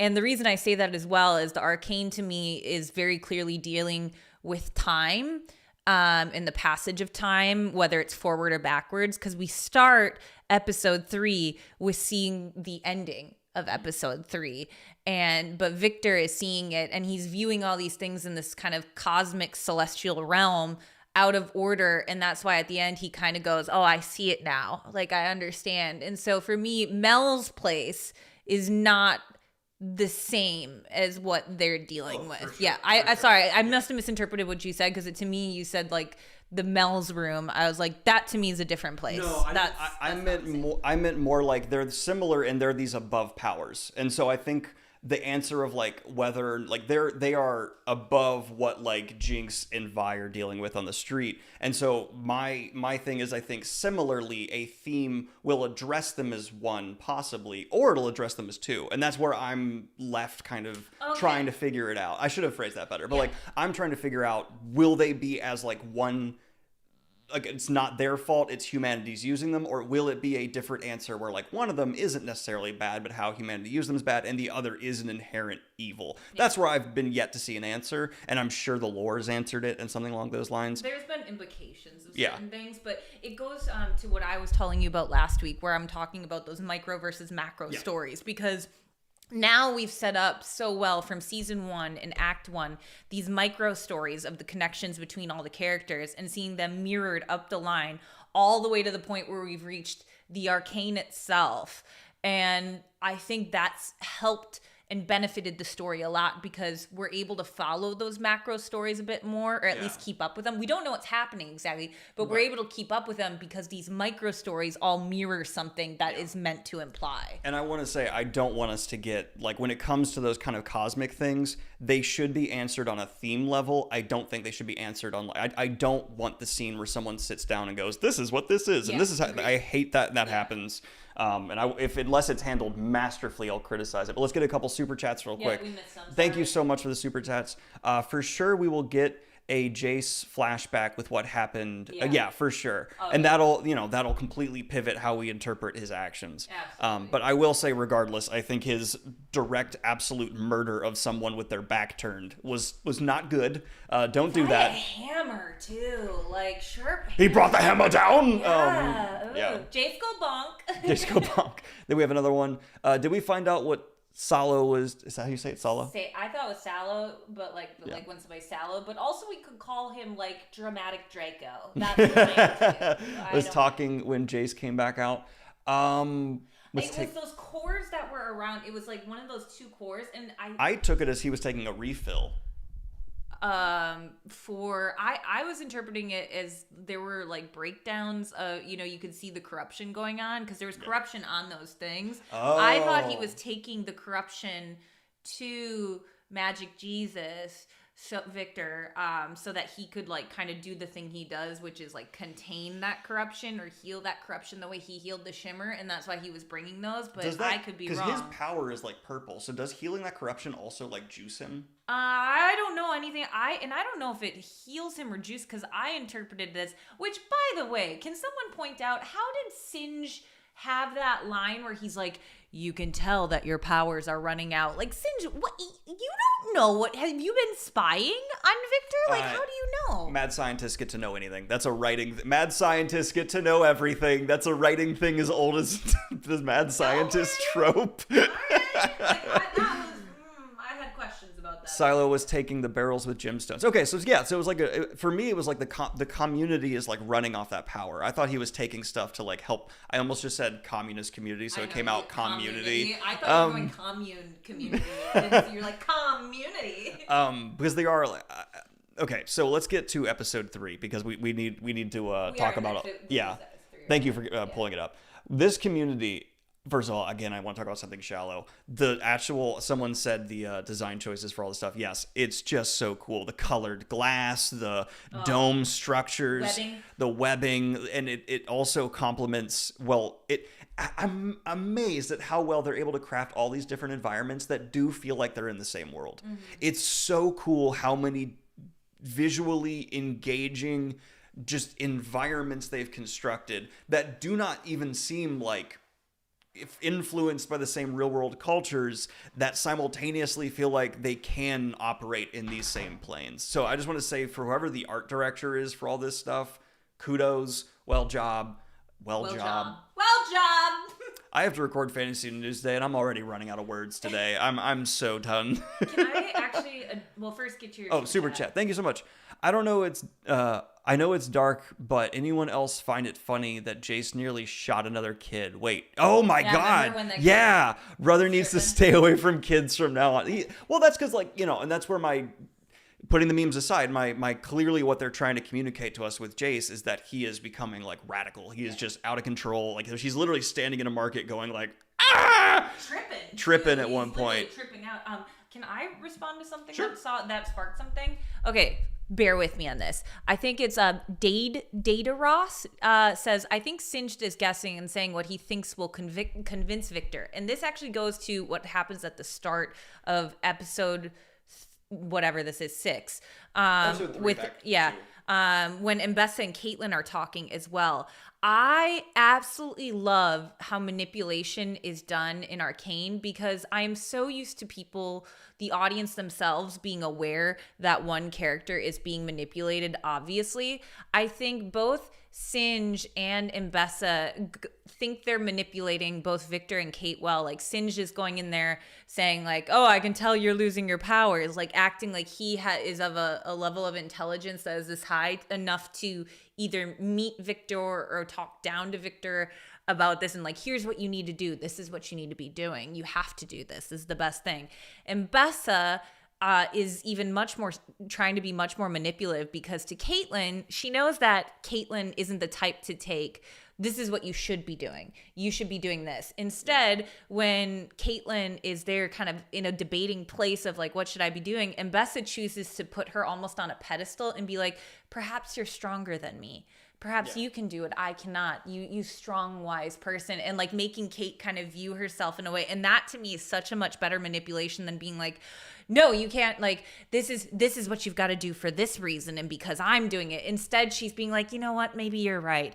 Maybe you're the wise one and I'm the one that's doing this wrong. It's just great manipulation writing. Yeah. And complimenting what you're saying, I really think her manipulation is the right kind for Kate, but it also was shallow enough that despite me wanting a couple more beats of Kate kind of breaking out from it, I could see she's not going to fall for that, because it is clearly just a fascist whispering in your ear and being because she keeps having these lines about power and strength, and you're okay, Mrs. Jackboot, let's relax, because she pulls the humanity of everything and she makes everything about power. But then on top of that, Singe is, at least in my read of the script, yes, he's the mad scientist who knows everything, but he's also the mad scientist trying to literally conquer death, which to me signals so much that he represents the arrogance of man, right? If you have a character who's trying to literally undo or, achieve immortality, as he's trying to do for the person at the pod, his daughter.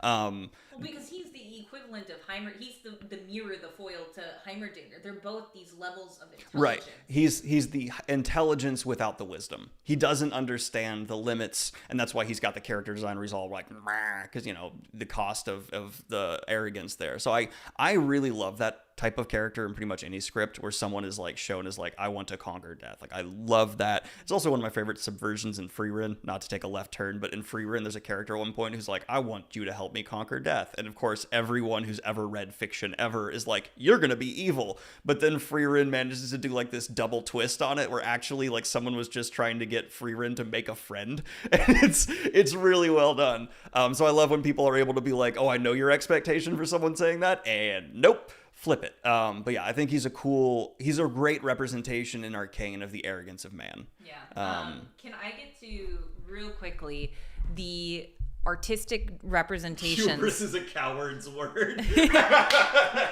Sorry. The representation of the inner workings of the Beast versus Vander, when we get to that scene right here where you get this gaping maw of like lava and webbing encasing Vander in this cosmic realm, it is so...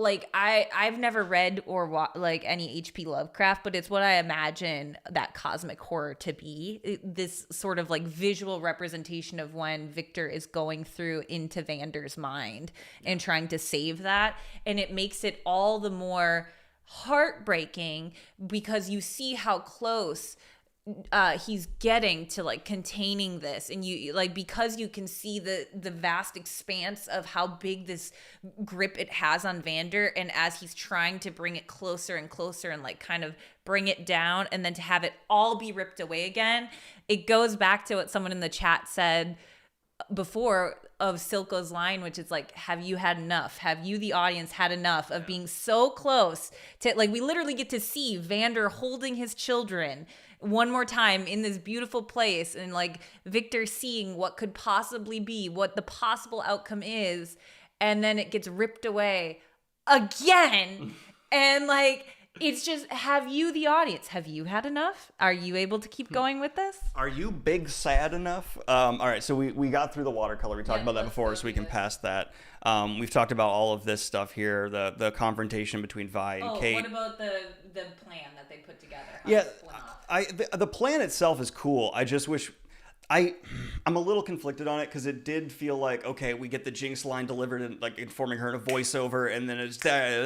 I like that it was delivered after the fact, so you do have that moment of like, is Kate really on her side or not? And like, you've got a bloody eye, so you're like, maybe. But like, obviously, like my logical brain was like, yeah, Kate's not going to betray Vi, because like Vi is awesome, and Vi's even cooler now with her black hair. Of course she's going to be on her side. And she called her Cupcake again. Yeah. And that just, like, Kate immediately like, who's Maddie? Like, it was just immediatally taken out by that cupcake. The only thing we have not talked about is at the end here, which is when the army attacks, another subversion. I was thinking, okay, Vi's gonna have to fight Barefoot Contessa's big muscle guy, and yeah, he gets handled so quick. And as soon as because like, I love that they've constantly setting up these shots where this dude is like bigger than Shaquille O'Neal. He is a beast of a muscle enforcer. And so we're constantly showing he's big. So I'm like, all right, Vi, the brawler, is going to have to fight this super big guy with her power gauntlets. And then there's this reverse where there's a shot where the werewolf is standing so far above him and specifically says like, don't touch my daughter, or something along those lines. And I was like, oh no, he's going to be shown to use how bad the werewolf is. And then the werewolf there's no fight. It is, I am tearing you apart like a bear does an abandoned child. Yeah. Like, oh my God. But even before, like right before that, I love how it's juxtaposed to Jinx being the one coming down. You literally see her upside down, giving her cute little like wink thing. He slices the tips of her braid, and because of her shimmer, she's able to like literally, that scene where she pushes herself off his blade and runs up the blade to like back judo chop him in the face. Yeah. I was like, dang, this is a scene I never would have imagined, because like you, I imagined Vi being the one. Vi has to go up against Victus because Vi was the one who went up against Metaljaw in season 1 and in season 2 and knocked him out. So I'm like, of course it's going to be Vi who has to fight him.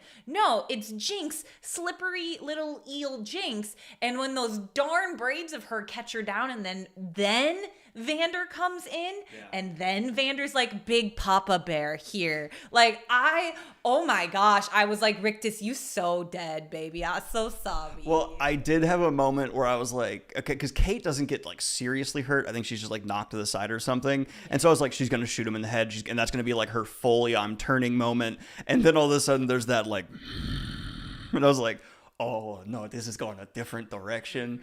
But Kate, in the final fight, I just, correct me if this isn't the right read on this, but the army charges in, which coincidentally the entire army just rolled up in that moment. Cool. Whatever, needs to happen. Climax, fine. Perfect timing. And then there's this super amazing slaughter going on where, of course, every soldier is not focusing on Jinx or Vi, and it's justified because there's literally like a 25-foot monster just going. Super amazing slaughter. Yeah, well, it was a super amazing slaughter. Well done. I will. Hats off. Slaughter, beautiful. And then we see people like trying to contain this beast, and the one thing I'm confused by is, so we see Isha, who decides, I'm going to take out this beast. And so she loads up like multiple hex cores in Jinx's gun. And then, no, I thought she put in two. Already in there. But she put in two. I think it was just a reshowing of like a zoom in on how, because like there was already one in there and I thought she popped it in. And because you can't have two hex cores bouncing against each other, that was the problem. Like she grabbed that gun and popped it in, and Jinx then zoomed in, seeing that one of the hex balls were already in there. And then, we can literally go through it again. We can literally watch it again. Because I think she deliberately put in two, but I could be. It says she put in three. So she deliberately put in multiple because it was she did a self-sacrifice. Yeah. And that's the emotional impact of the final of the show. It's a child doing a deliberate self-sacrifice. So now there's three in total. And she can even see when it's open that there's already one in there. Boom, there's another one. So it's a self-sacrifice call. And so Isha does this like self-sacrifice. And was she just doing it to try and save Jinx and Vi from their own father, or was she doing it to try and actually take out all the soldiers too with the explosion? I get the emotion of it's amazing, but like her reasoning, I was a little bit like, why are you doing this? So please let me know. I have thought this through. I have been this is the reason I've been rewatching it so much. So this is my take. Everyone in the chat, be kind. So Isha has, like I said before, absorbed those Jinx qualities that she admires, but then they're put on Isha's spin. So like when she set off those little mousy little bombs, they didn't cause any casualties, but it caused enough to like build momentum in the movement. Yeah. Sorry, I just want to address something in chat. I absolutely understand it's paralleling Powder. I totally get it. My question is about the justification for this character in this moment. Yeah. And you could even just say she's trying to motivate Jinx, and she sees doing this self-sacrifice as a way to motivate Jinx. Fine. I just was wondering if there's like a little bit more beyond that, because that's like, I'm curious. I take it beyond that. So I'm going back to what we know about Isha, and Isha absorbing everything that is Jinx, Isha representing a second, like in the story, a second chance at Powder, a revamping of Powder. But the beautiful thing about Isha is that she doesn't have what Jinx herself considers to be Jinx's own flaws and faults. She is the purest form of Powder in goodness. And so what she's learned, we even saw it when Jinx first met her about like this thing behind your eyes. There's nothing quite like living when you know that there is this life and death and it's all between you and this trigger.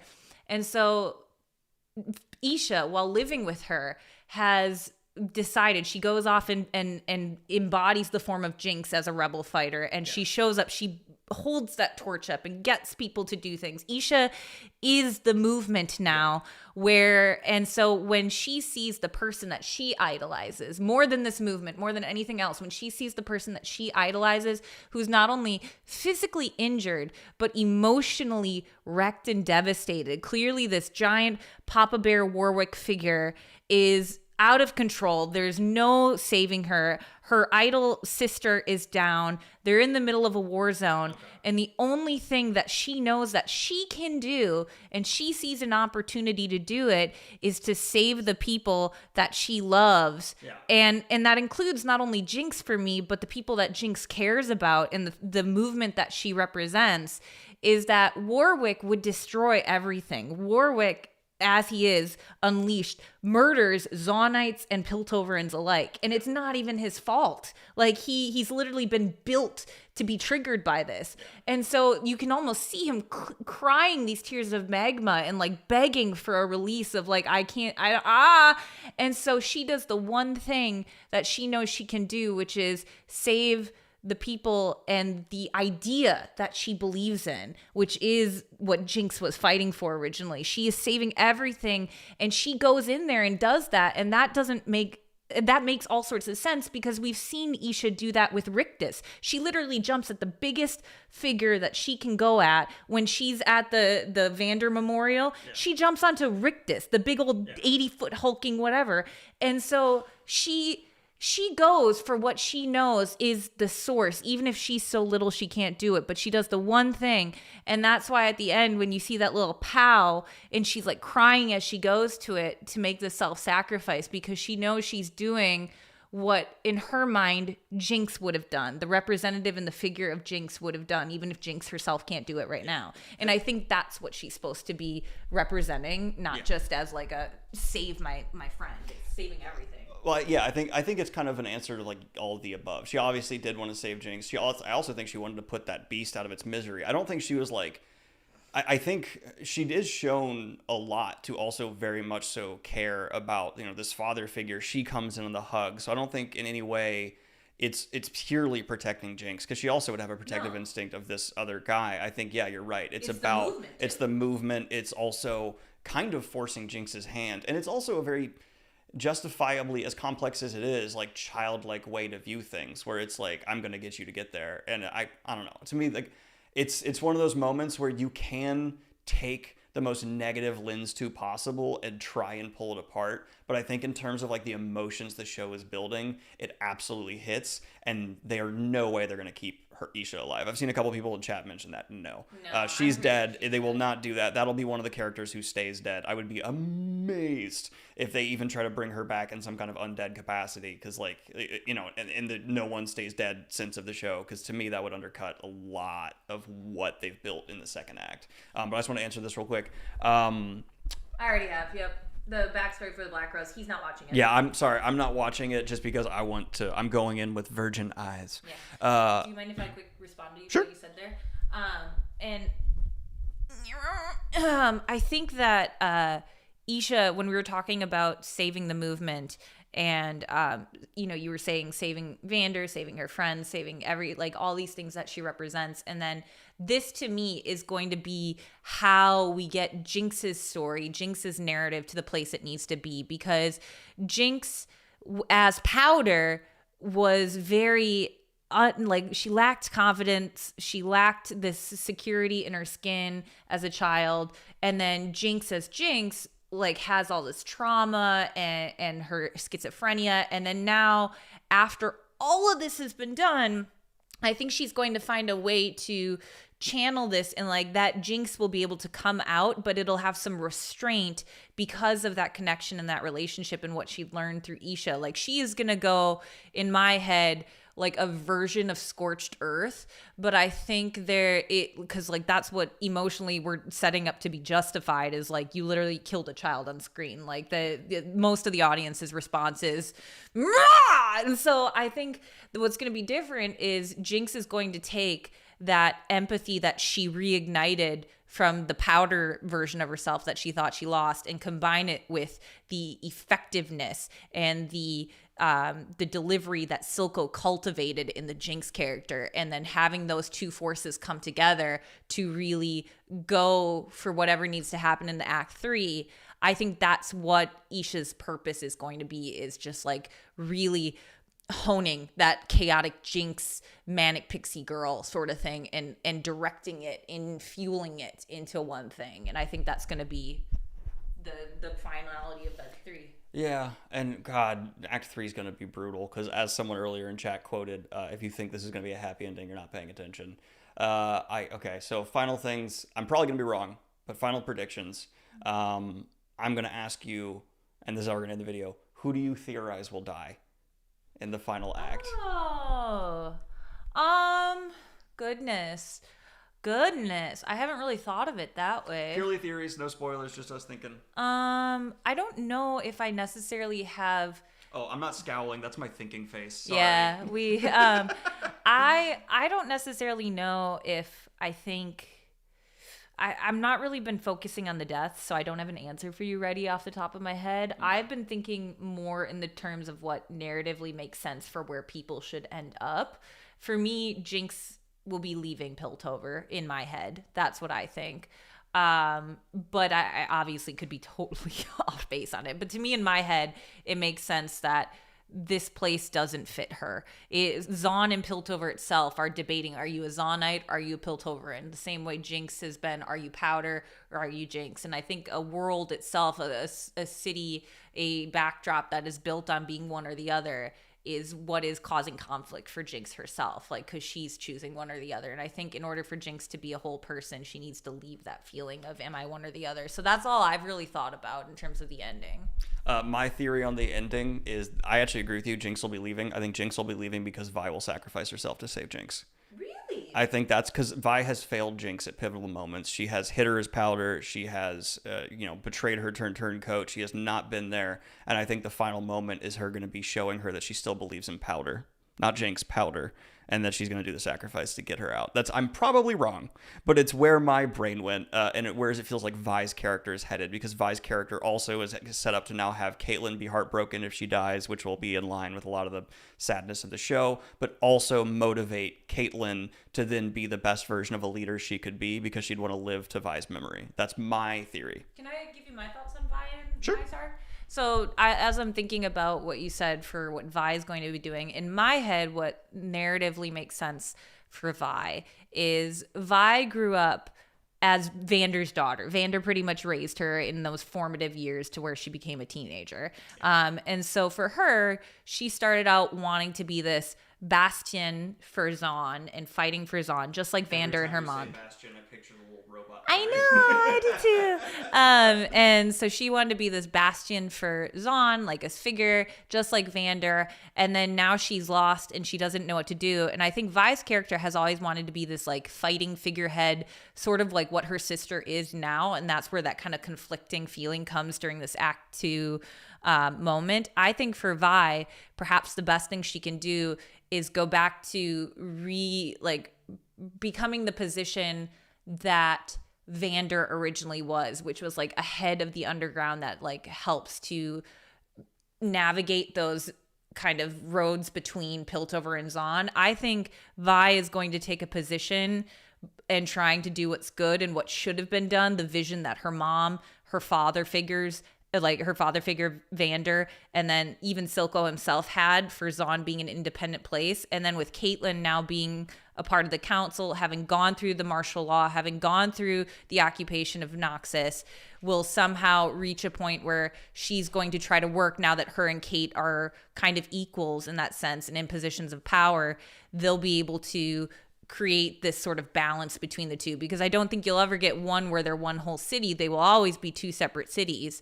And so I think having both of them being in positions of power where there can start to be some healing might be a good place. So Vi has to stay there, whereas Jinx has to go. Like the sisters has to split in my head.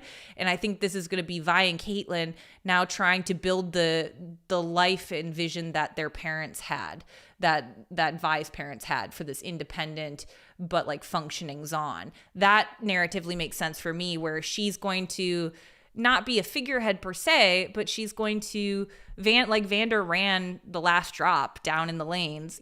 She might go back to doing something like that, and that's the place that she's supposed to be. That's who she is. She isn't this leader of a giant movement. She's just going to be a person who is put in a place and now is going to try to work with her girlfriend to actually make this work as two separate cities. That to me makes sense. And when Vi dies, I'm going to say, called it. No. We have one more super chat. Could you scroll up for a second real quick there? I just want to, where'd that go? It's up a little bit further. Up. There you go. I think the liquid coming out of Warwick at the end looks similar to what Singe had in the vial he was going to get Vander with. So I feel like that might be the reason Warwick came out. Oh, yeah. No. Yeah. Did we have a shot of Singe standing inside the broken cocoon nest where he was standing in there? Because remember, Caitlyn choked him out, and he was still left in there with Vander when they left. Yeah. And so when he eventually came God damn it, Caitlyn. When he came to, I'm pretty sure he shoved that bad boy into Vander and was like, giddy up. Yeah. And then the final shot is Jayce pressing the nuke. Yeah. I would not be mad at that ending. The final is just Jayce going, I am the main character. Nuke. No, kidding. Thank you all so much. I need to start doing fantasy news for tomorrow. Yeah. We will be doing another one of these next weekend as well. Maybe after my dad leaves because he'll be visiting, so maybe on like Monday as well. But, you know, love you all. Thank you so much. Like and subscribe and all that fun stuff. And let us know what you agree with, what you disagree with in the comments down below.